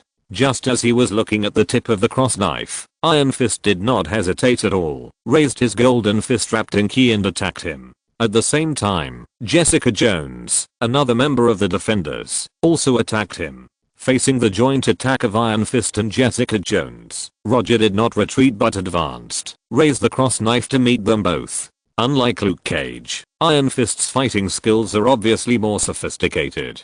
Although Iron Fist is not as good as Luke Cage in terms of physical fitness, he is at least several levels higher than Luke Cage in terms of fighting skills. Luke Cage is just a self-taught fighting master, while Iron Fist has received Kunlun education and is proficient in more than dozens of fighting skills including Shaolin boxing, judo, aikido, Wing Chun, ninjutsu, Muay Thai, karate, boxing, and street fighting. He is one of the strongest unarmed combat masters in the world. However, in front of Roger, who has opened the observation haki, Iron Fist, who is proficient in dozens of fighting skills, encountered the biggest challenge in his life. No matter what kind of fighting skills he uses, Roger can always accurately predict his attack and fight back with a cross knife in his hand that looks like a toy. What shocked him even more was that Roger was not only fighting against him, but also against Jessica Jones. Like Luke Cage, Jessica Jones has super strength and super physique. And unlike Luke Cage, whose current strength limit is 25 tons, Jessica's strength limit is unknown. Lifting a car with bare hands is also an effortless thing for Jessica. Although her fighting skills are not as good as Luke Cage, she is also an out-and-out superhero for ordinary people. But even so, she, like Iron Fist, can't hit Roger at all. At this time, Roger seemed to have completely seen through their thoughts and easily dodged all their attacks. What made them more concerned was that they all saw the kind of teasing atmosphere in Roger. That's right, it was teasing. Although it was 1 against 2, Roger now seemed to be playing a tacit fighting exercise with them. While dodging their attacks, he also pointed out the flaws in their attacks with actual actions. The only difference from the practice is that when Roger points out their flaws, he will leave wounds on them. Needless to say, Iron Fist, although his physique is stronger than that of ordinary people, it is not as strong as Luke Cage's invulnerability. As long as the cross knife cuts through his body, it will definitely leave a clear blood mark. Although Jessica Jones's situation is better, it is not much better. The cross knife wrapped with armed color domineering not only improves its sturdiness, but also its attack power. Even though Jessica has a physique beyond ordinary people, she still has wounds on her body under the attack of the cross knife. After only fighting for more than 10 seconds, Iron Fist and Jessica Jones understood why Roger dared to deal with the two of them alone. When they decided to join forces with the Holy Society to deal with the hand led by Roger, Iron Fist and others conducted a detailed investigation of Roger. Although they did not investigate the secret content, they were very clear about one thing, that is, the real tricky part of Roger is not his fighting ability, but his strange silk thread attack whose principle no one knows so far. When Roger's reputation began to spread in the underground world, people knew that he possessed a mysterious silk thread ability that was unknown to the public. Although many people and organizations want to figure out his ability, his silk thread ability is still a mystery to this day. The only thing that can be confirmed is that his silk thread is very sharp and tough. When Roger was fighting against Iron Fist and Jessica Jones at the same time, the hand ninjas were not idle either, and they used the hot weapons in their hands to attack the ninjas of the Holy Society crazily. You guys, you're not good enough. This was the first time Roger really fought with someone after more than 2 months of training. However, the result of the fight disappointed him. Judging from the previous record of the Holy Society and the Defenders, he thought that this action would bring him some surprises. However, it turned out that he thought too much. Don't be too arrogant, Jessica Jones said fiercely, after being left with a wound of more than 10 centimeters on her body by the cross knife. At the same time, Luke Cage, who was kicked away by Roger, also rejoined the battle. The situation of 1 against 2 suddenly became 1 against 3. But this is still not a problem for Roger, who has the domineering power of observation. As long as the 3 Iron Fist members do not master super speed, they are unlikely to break through the prediction of observation haki. Of course, in addition to super speed, if the 3 of them can perform any energy attack, they also have the opportunity to break through observation haki. However, except for Iron Fist who has mastered ki and can barely be related to energy attack, Luke Cage and Jessica Jones do not have any energy attack methods. Just when Roger was using the cross knife to fight against the 3 Iron Fist members, Erica, who was dressed like an ordinary Holy Society ninja, came behind him secretly. Erica's actions were very secretive, neither attracting the attention of the hand ninjas, nor making too obvious noises. In order to avoid Roger discovering her, she even used the ninja stealth set. 5 meters, 3 meters, 2 meters, 1 meter. When she quietly approached Roger less than 1 meter away, Erica stabbed the trident in her hand like lightning. Erica's speed of attack was not slow, and the timing of the attack was perfect. When Roger had his back to her and focused his main energy on the Iron Fist trio, her sneak attack was perfect for the ninja profession. However, things did not develop as she imagined.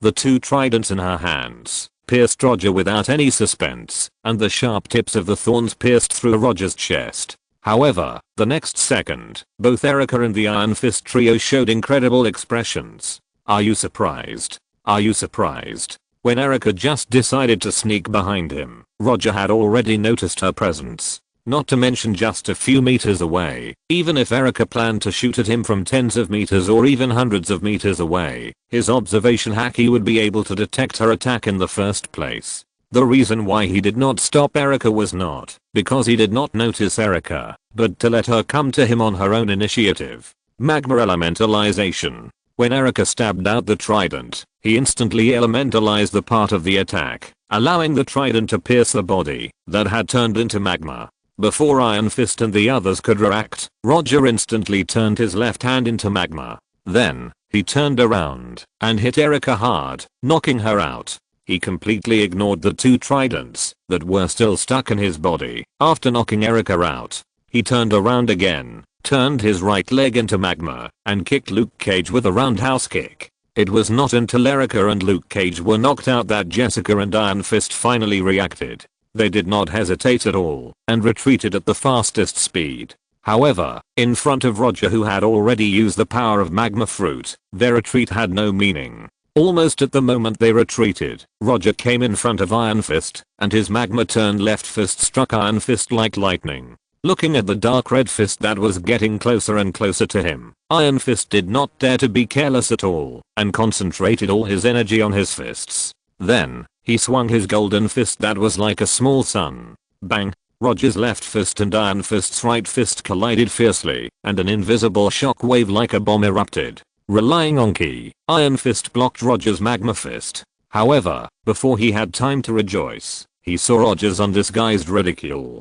Just relying on this, you want to block my magma fist? Under Iron Fist's shocked eyes, Roger's left hand exerted force again, causing his left fist to erupt with a terrifying force like a volcanic eruption, directly blasting his fist apart and hitting his chest like a cannonball. P.S. Thank you for Madara's reward. Thank you for your support including this chapter. 10,000 words have been updated today. Don't say that The Apprentice is short. Chapter 97 New Subordinates. Since obtaining the superpowers given by Shenlong Xiaolao, Iron Fist Danny Rand discovered for the first time that his Iron Fist was not as strong as he imagined.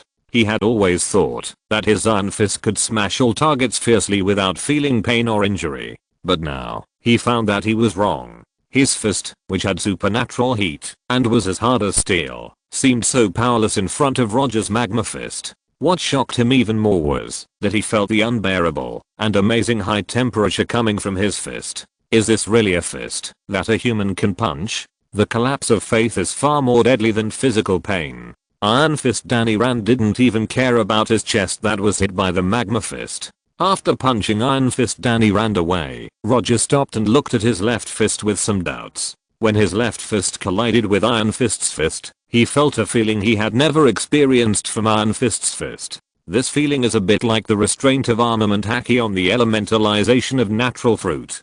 Kunlun's ki is not as simple as imagined. Although it was a little unexpected, he did not dwell on this issue for too long. Although the ki in Iron Fist's fist briefly countered his magma fist, compared with the real armament haki, the ki on Iron Fist's fist was still too weak. In other words, the wooden board can slightly block the power of the bullet, but it can't completely block the bullet. Especially the bullets fired by the sniper rifle. After blasting Iron Fist Danny Rand away, Roger walked towards Jessica Jones calmly. Except for Jessica, the other 3 people couldn't get up for a while. Even if they got up, it was nothing more than a matter of one more punch. From the moment he decided to use the power of the magma fruit, the fate of Jessica and others was doomed. Looking at Roger getting closer and closer to her, Jessica swallowed her saliva involuntarily. Although their goal has always been to kill Roger and wipe out the hand. But after she really fought with Roger, she realized how unrealistic their goal was.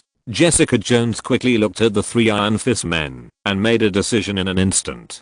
She took a deep breath and then ran towards Roger.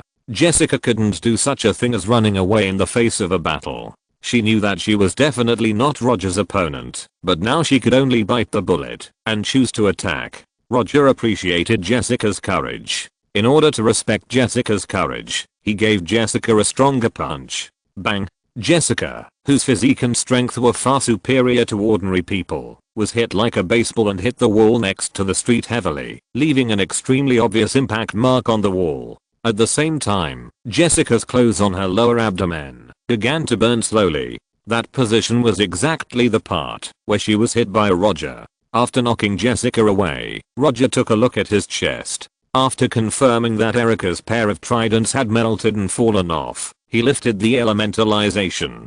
Quickly kill them, don't delay the delivery. Roger's voice immediately reached the ears of the hand ninjas. Although he didn't say it clearly, the hand ninjas knew who he was targeting. When the hand ninjas began to shoot the ninjas of the Holy Society desperately, white silk threads emerged from Roger's left arm, tying up Jessica and others who fell in different positions. Killing Jessica and the other 4 was not a difficult task for him. But this was a bit too wasteful. In addition to Erica, Jessica and others from the Defenders all possessed some extraordinary abilities. Although their extraordinary abilities were not worth mentioning in Roger's eyes, compared with the hand ninjas, their extraordinary abilities were more or less valuable.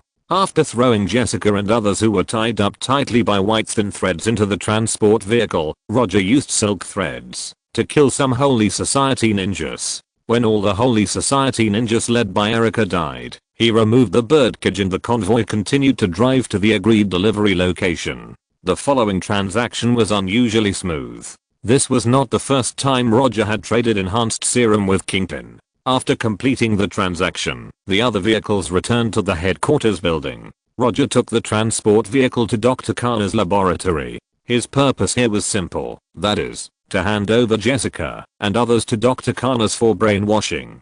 Brainwash the 4 of them and notify me when you are done, Roger said to Dr. Kana's in pajamas. At present, the only people who can operate this brainwashing instrument are him and Dr. Connors. Although the brainwashing method provided by Hydra is very effective, it also has a small problem, that is, it is relatively time consuming. After testing, a complete brainwashing process takes about 8 hours. If you want to brainwash Jessica and the other 4, even if you don't sleep, it will take 32 hours. Roger is not in the mood to stay here for 32 hours, so the task of brainwashing can only be done by Dr. Connors. No problem. Dr. Connors had no objection to Roger's request. If Roger hadn't brought him out of Hell's Kitchen and provided him with a large amount of funds and experimental materials, he didn't know when he would be able to complete the recovery formula. So let alone just helping Jessica and the other 4 to brainwash, even if Roger asked him to dissect Jessica and the other 4 now, he would not have any hesitation. Thank you for your hard work. Roger patted Dr. Connors, who had already recovered his human appearance, and then opened the space door and left the laboratory. The matter of the Holy Society and the Defenders can come to an end. No, to be precise, there will be no more Holy Society and the Defenders in the near future. When he decided to lead the team to escort the serum himself, he was ready to capture Jessica and others and brainwash them. Now that his own strength and power had developed, the ninjas of the hand can no longer meet his needs. Even if he lets these ninjas of the hand inject the enhanced serum, their strength cannot be significantly improved. So instead of spending energy on studying how to improve the strength of these hand ninjas, it is better to find a group of new subordinates. Jessica and others are very suitable. Time passed day by day, and 3 days passed in the blink of an eye. During these 3 days, Dr. Connors completed the brainwashing of Jessica and others, making them Roger's new subordinates. Dr. Connors' laboratory. In a small living room next to the laboratory, Roger met Jessica and the other 4 who had been brainwashed.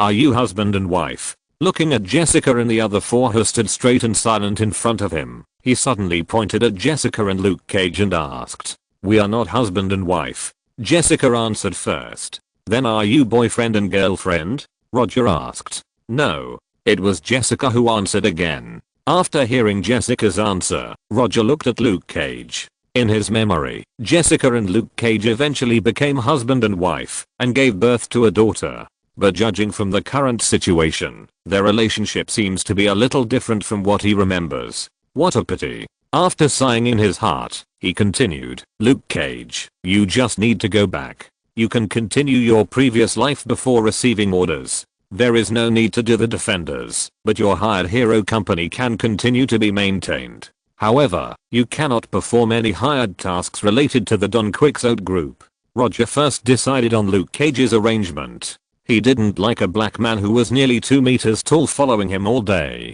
Then, he pointed at Danny Rand, the Iron Fist, who had taken off the yellow hood. In the past few days, he asked someone to investigate Danny Rand's family business, the Rand Group. Iron Fist's father is the founder of the Rand Group and owns half of the shares of the Rand Group. However, during the years when Iron Fist disappeared, the Rand Group was always controlled by his father's partner Harold Meacham. Although Iron Fist inherited his parents' inheritance, after returning to New York, the control of the Rand Group was still in the hands of Harold Meacham. What's more coincidental is that Harold Meacham had a deal with Mrs. Gao and others.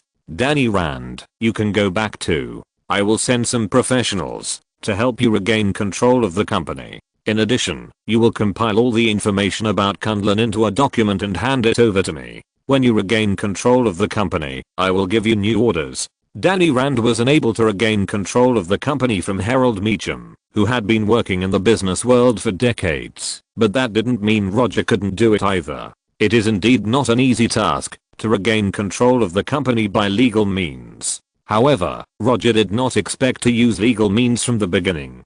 To deal with people like Harold Meacham, illegal means are the most effective means. After sending Luke Cage and Iron Fist away, Roger set his sights on Jessica and Erica. Compared with Sharon Carter, Jessica and Erica's looks are slightly lower, but compared with the big man Jai, their looks are much better in every aspect. In the end, he decided to cancel Jai's assistant position again. In any case, female assistants are better than male assistants and can handle more things than male assistants. Before letting Jessica and Erica become his assistants, he did not forget to deal with the affairs of the Holy Society. Although the strength of the Holy Society is not very good, it is also annoying if they pop up every few days. So, he arranged a new task for Erica. Erica led the Ninjas of the Hand to wipe out all the Holy Society ninjas in New York. Chapter 98 Abadias Plan. Let Erica, the new leader of the Holy Society, lead the Holy Society's old enemy, the Hand, to wipe out the Holy Society. Roger felt that his arrangement was perfect. It would be too easy for them to just destroy the bodies of the Holy Society ninjas.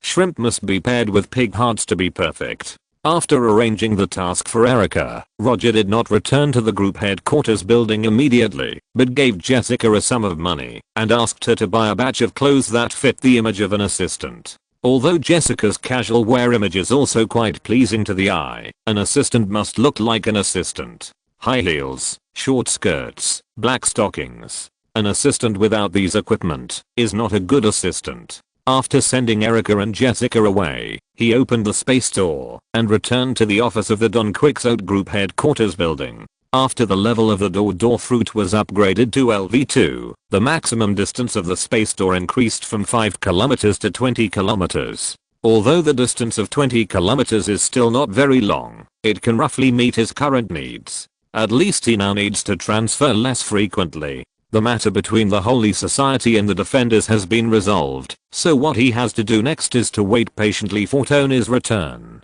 Of course, before Tony returns to America, or more precisely, before the news of Tony's survival comes out, and he returns to America to hold a press conference, he needs to deal with the Stark Industries stocks in his hands. If he remembers correctly, the first thing Tony did after returning was to eat a hamburger and then announced the closure of Stark Industries weapons department at the press conference. At that time, Stark Industries stocks, which had just skyrocketed because of Tony's survival, would plummet again. Although Roger is not a qualified capitalist, he doesn't mind using his innate advantages as a time traveler to earn himself a generous amount of pocket money. Days passed, and when he trained Jessica little by little to become a qualified assistant, the news he had been waiting for finally came out. After searching for Tony in the mountains of Afghanistan for 3 months, these American soldiers finally found Tony, who had just escaped, in a desert. The news of Tony's survival soon spread back to America. Stark Industries stock, which had been falling for nearly 3 consecutive months, began to rise wildly in retaliation. In the last 10 minutes before the stock market closed, Roger sold all of his Stark Industries stocks. Although the stock price continued to rise for a while before Tony held a press conference tomorrow, Roger did not covet the last small part of the profit. Never make the last penny. Whether it is stock trading or buying funds, the most important point of investment is to put the money in the bag. Looking at the profit of several small goals in the account, Roger nodded with satisfaction. Then, he called Jessica, who was wearing a black old skirt, into the office. How is the establishment of the Los Angeles branch going? It has started normal operation and is looking for cooperation opportunities with local companies. Jessica at this time looked completely different from before. Although her appearance has not changed, her dress and temperament are perfectly in line with her current assistant status. Book me a flight to Los Angeles tonight. Also, book me a long-term presidential suite. I'm going to stay there for a while, and you can come with me. Although Roger knew that Tony, wearing Mark III, would fight a Badiastani, wearing the mass-produced Mark I prototype.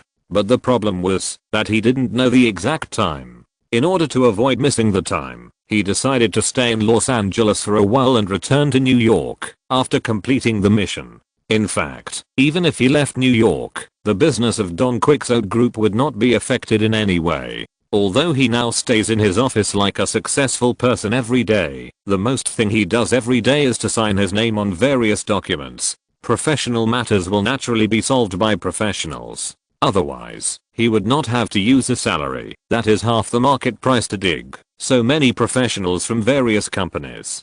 Okay, I'll arrange it now. At 9 o'clock in the evening, Roger and Jessica arrived in Los Angeles smoothly and checked into the booked hotel. Not long after he arrived at the hotel, he received a call from Badiastani. Badiastani didn't say much on the phone, he just said he wanted to meet him, and the meeting time was tonight. Although Badiastani's call was a little unexpected, Badia was his current partner anyway. If Badia hadn't taken the Afghan military order, he would still be busy setting up the production line. In a well-known restaurant in Los Angeles, Roger met Badiastani, whom he hadn't seen for a while. I heard that you had some troubles in New York before. I wonder how you are now? Badiastani asked casually. It's okay, it's all resolved. Roger took a sip of the red wine in the glass and replied. Although Badia didn't say it clearly, he knew that Badia was referring to the matter between the Holy Society and the Defenders. That's good.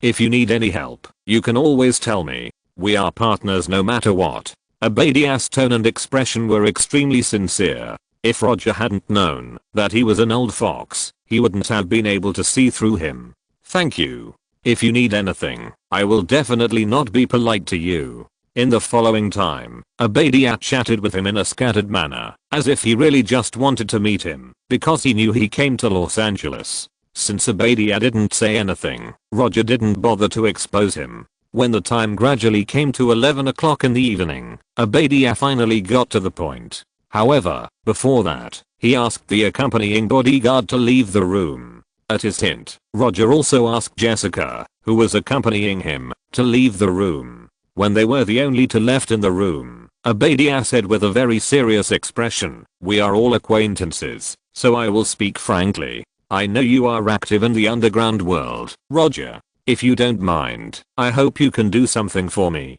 Don't worry, I will never treat you unfairly in terms of compensation." Sure enough, it came. When Roger received Badia's call, he knew that this dinner tonight was not that simple. Tell me what it is first, otherwise, I can't promise you. That's what he said, but he probably guessed what Badia wanted him to do. If nothing unexpected happened, Abadia would ask him to assassinate or kidnap Tony Stark. Just like the Ten Rings had commissioned Tony to kidnap him before. After a silence of more than 10 seconds, Abadia spoke again.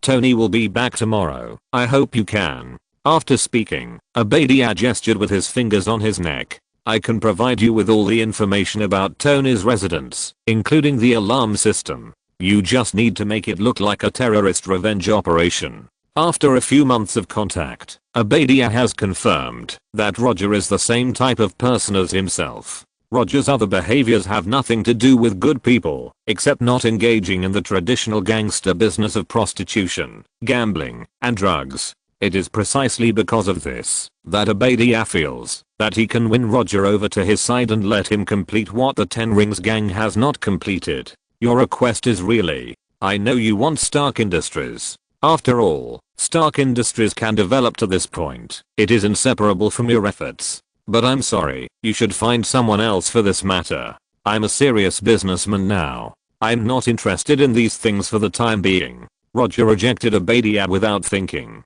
Not to mention that Abadia didn't have anything he was interested in. Even if Abadia was willing to pay enough, it couldn't be compared with the system's task rewards. Money, after a certain stage, is really just a string of numbers. Are you really not going to consider it again? Stark Industries, which I control, and your Don Quixote group can work together to achieve a lot. Abadia said again. My answer is still the same as before. You should let others do this. Roger also gave his answer again. When Roger left the room, Abadia's accompanying bodyguard came in and said respectfully, Sir, how about I lead the team to deal with this matter? No, this matter must be done by outsiders. Contact those guys from Hydra and tell them their conditions. I agree, but the premise is that they have to get rid of Tony. Although Roger rejected him, Abadia did not take it too seriously. Roger was not his only choice. The reason why he chose Roger as the first option was simply because Roger was relatively easier to control.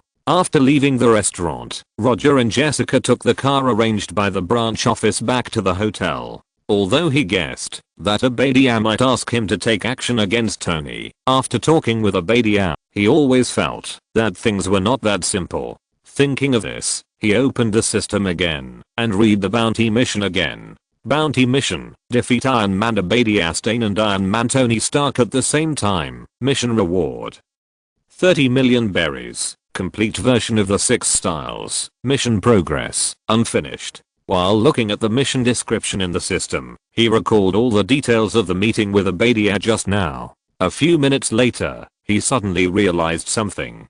Damn. Thinking inertia. When he saw this bounty mission, his first reaction was that the time to complete the mission was when Tony and Abadia fought in the Stark factory. But now, he found that his original idea was wrong. Although the system requires him to defeat Iron Man Tony and Iron Man Abadia at the same time, it does not mean that they will only fight at that time. This is not the movie universe he remembers, and the development here may not be exactly the same as he remembers. Chapter 99 Tracking and Protection.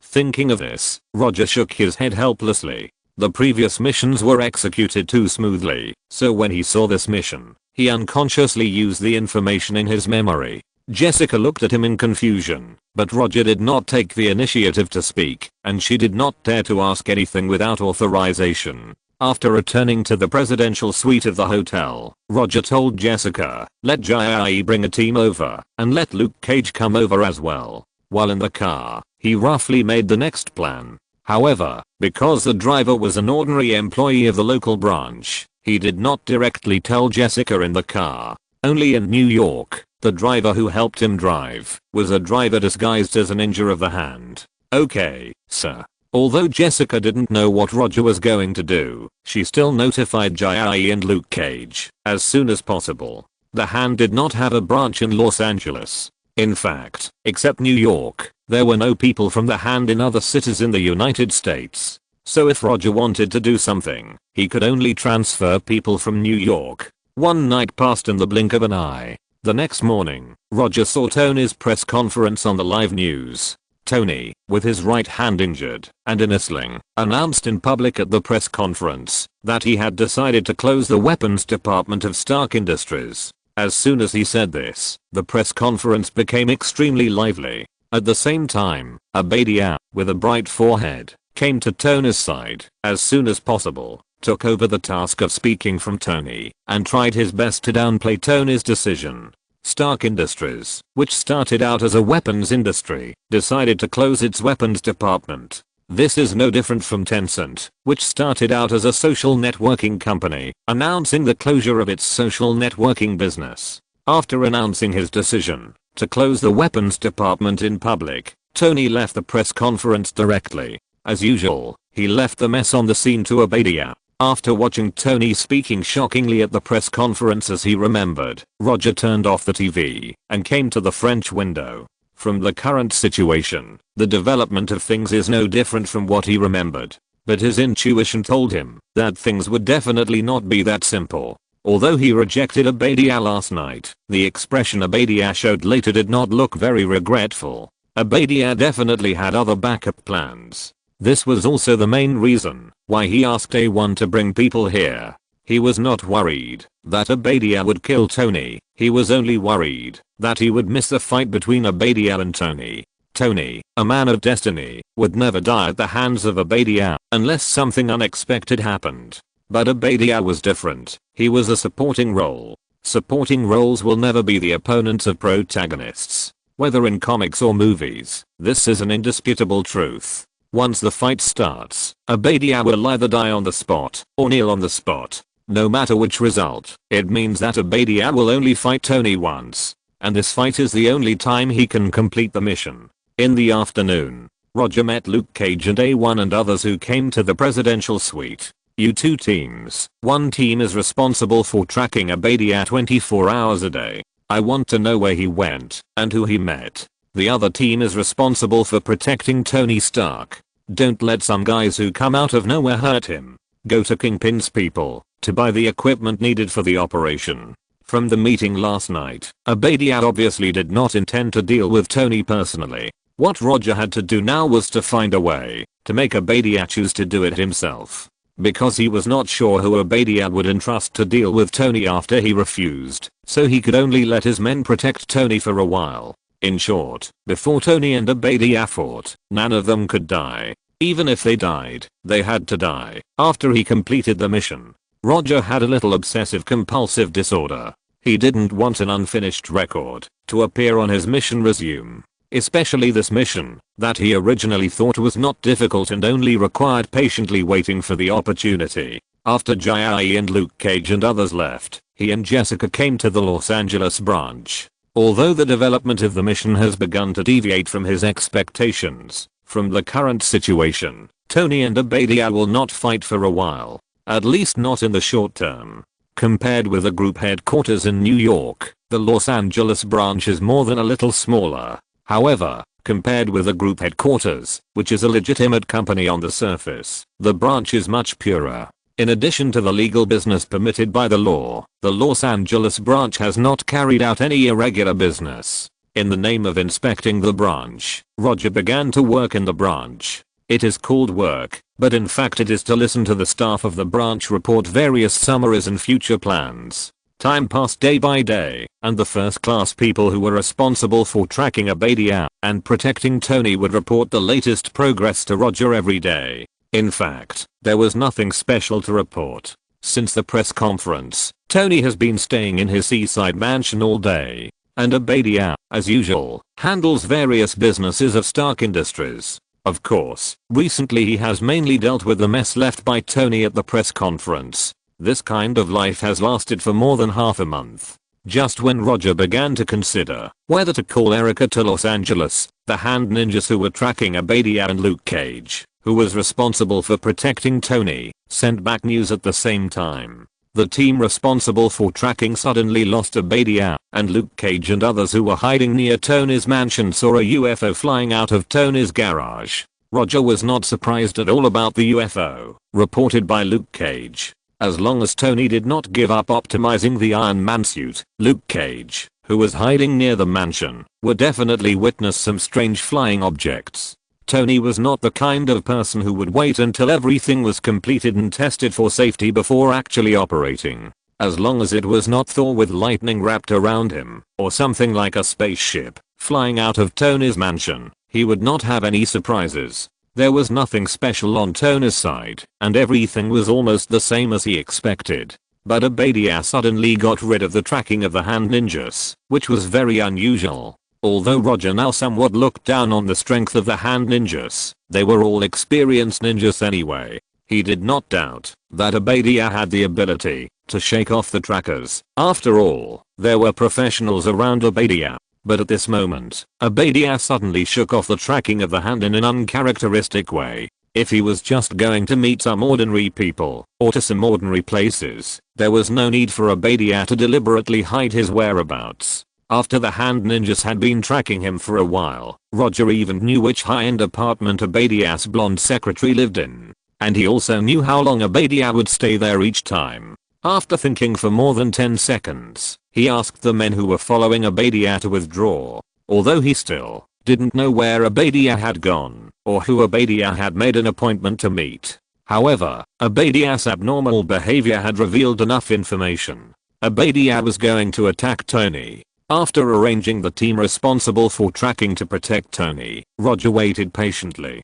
2 days later, A1 and Luke Cage, who were responsible for secretly protecting Tony, sent back the news. A fully armed combat team tried to sneak into Tony's mansion late at night. However, before the combat team had time to approach the mansion, it was stopped by Luke Cage and others. A fierce conflict broke out between the two sides. The combat team was repelled, and Luke Cage and others also suffered considerable losses. To be precise, more than half of the personnel were reduced. In the report back, Luke Cage provided a very useful piece of information. In that combat team, he met a man with a metal left arm. The man burst out with power beyond normal humans, and demonstrated extremely superb combat skills. Even Luke Cage, who has super strength and super defense, failed to gain the upper hand in a one-on-one situation. If it weren't for the help of A1 and others, Luke Cage would have no way to stop the man. After listening to Luke Cage's report, Roger frowned. There is only one super soldier with a metal left arm in his memory. Bucky the Winter Soldier. Did Abadia actually go to Hydra? After knowing this, Roger's evaluation of Abadia dropped a few points. Norman Osborn, who has the final say in the Osborn group, only dares to cooperate with Hydra in some limited ways. As the second in command of Stark Industries, Abadia dared to go directly to Hydra for help. It is easy to ask for help, but difficult to send it away. Abadia could not have thought of this. In order to gain absolute control of Stark Industries, he actually borrowed the power of Hydra. Abadia's approach is no longer a question of whether it is cautious enough, but walking on a tightrope on the edge of a cliff, and he may lose his life at any time. In a manor in Los Angeles. The attack failed. How is this possible? Didn't I give you all the security information? There are only 2 people and an artificial intelligence butler inside. Can't you solve this? Abadia tried to control his emotions, and didn't let himself curse on the spot. There is something wrong with the information you gave us. Our people were blocked by a special team before they could even get close to the house. You have to give us an explanation for this. A middle-aged man in black combat uniform said to Abadia with a cold face. Impossible. Tony didn't hire any security team at all. If this is the only strength you Hydra have, then I have to reconsider our cooperation. After speaking, Abadia stood up and left the room without looking back. Chapter 100 Stage. After leaving the manor, Abadia became more and more angry.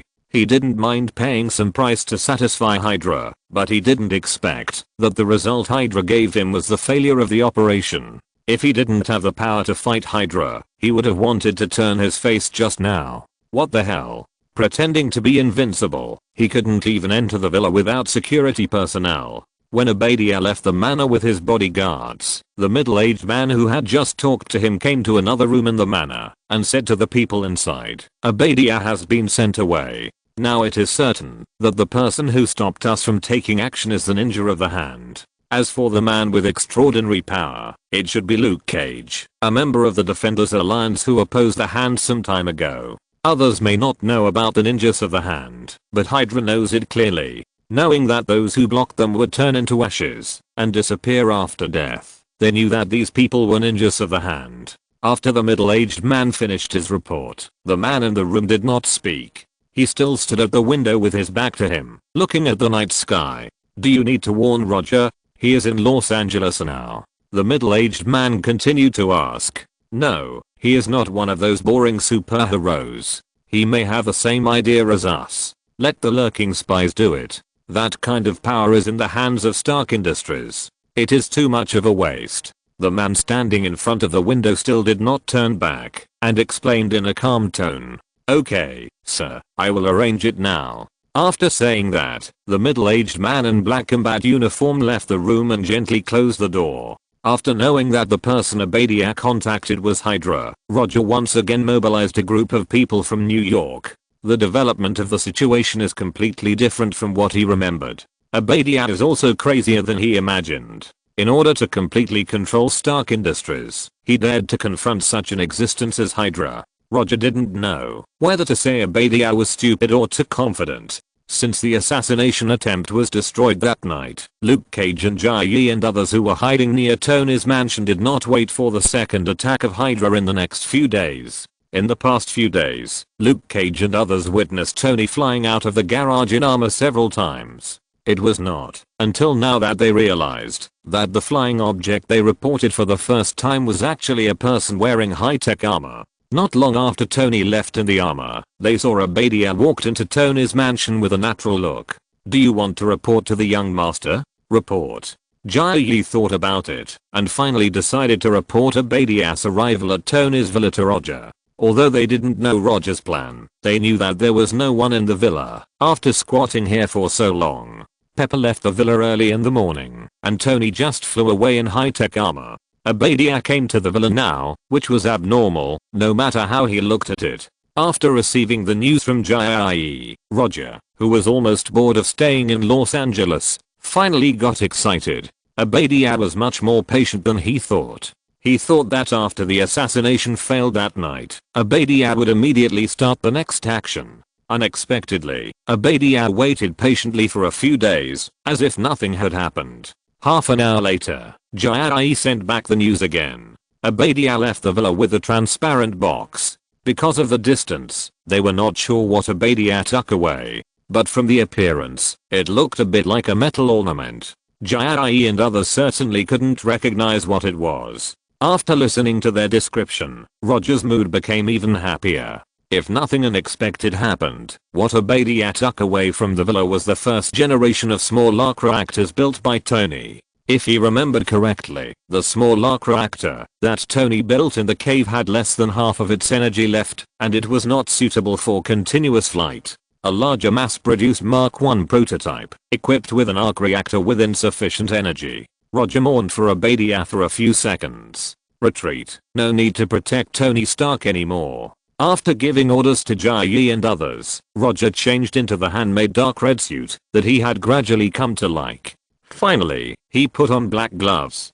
It was time to start working. Just as he was about to jump out of the window of the presidential suite, he suddenly stopped and opened the space door on his right hand. After putting on the red sunglasses that he had rarely used, he pressed his right hand on the window, opened the space door and jumped out. Airway. When his body began to fall rapidly under the influence of gravity, he used his only flying skill now and flew towards the R&D factory of Stark Industries. After staying in Los Angeles for so long, he had determined the location of the Stark factory early on. And according to the information obtained from the previous tracking, Abadia had also secretly come to the factory several times. According to all the information, Abadia's secret laboratory was built in the factory. This information was similar to what he remembered. The only difference is that Abadia did not take the arc reactor from Tony's chest, but took away the first arc reactor in Tony's arc laboratory. On the way to the factory, Roger did not intend to hide his whereabouts. Not only did he not hide his whereabouts, he did not even intend to disguise himself. The reward for the task given by the system this time was not very high. In the case that the system was reluctant to give rewards, he could only think of ways to make the reward for this task higher. For example, make this battle more well known. The principle of the system's bounty is similar to that of the bounty in the pirate world. The greater the impact of the event, the greater the increase in the bounty. Therefore, He decided to turn this battle, that originally belonged to Iron Man Tony, into a stage for himself to show his strength. Although the bounty is only sent once a year in the form of a reward, he does not care much about this. This is no different from a fixed deposit. Although it cannot be withdrawn at any time, it is always good to increase the amount. When Roger used the air path to rush to the factory, Abadia was installing the stolen small arc reactor on the mass-produced Mark I prototype. This prototype had been built a few days ago, but the engineers under him could not solve the problem of miniaturization of the arc reactor. Therefore, as the second in command of Stark Industries, he had the idea of stealing the small arc reactor. He knew that Tony still had a small arc reactor, but it didn't matter. As long as he killed Tony, the small arc reactor would be his sooner or later. When the small arc reactor was installed in the energy center of the chest of the armor that had not been started, since it was built, finally started. Looking at this giant armor, Abadia's face showed a long lost look of desire. Machinery is a man's romance. Especially when this machine is a deadly war weapon, it will have an irresistible attraction to men. When the armor was started, Abadia did not hesitate at all, and began to wear this powerful steel armor. Roger thought he would be the first person to appear in front of Abadia, but he found that Tony was not slower than him. After hearing the intrusion alarm reported by Jarvis, Tony, wearing Mark III, immediately began to return. He originally planned to continue to Afghanistan to carry out the rescue operations he had already carried out several times. But after knowing that Abadia took away the small arc reactor he placed in the laboratory, he thought of something.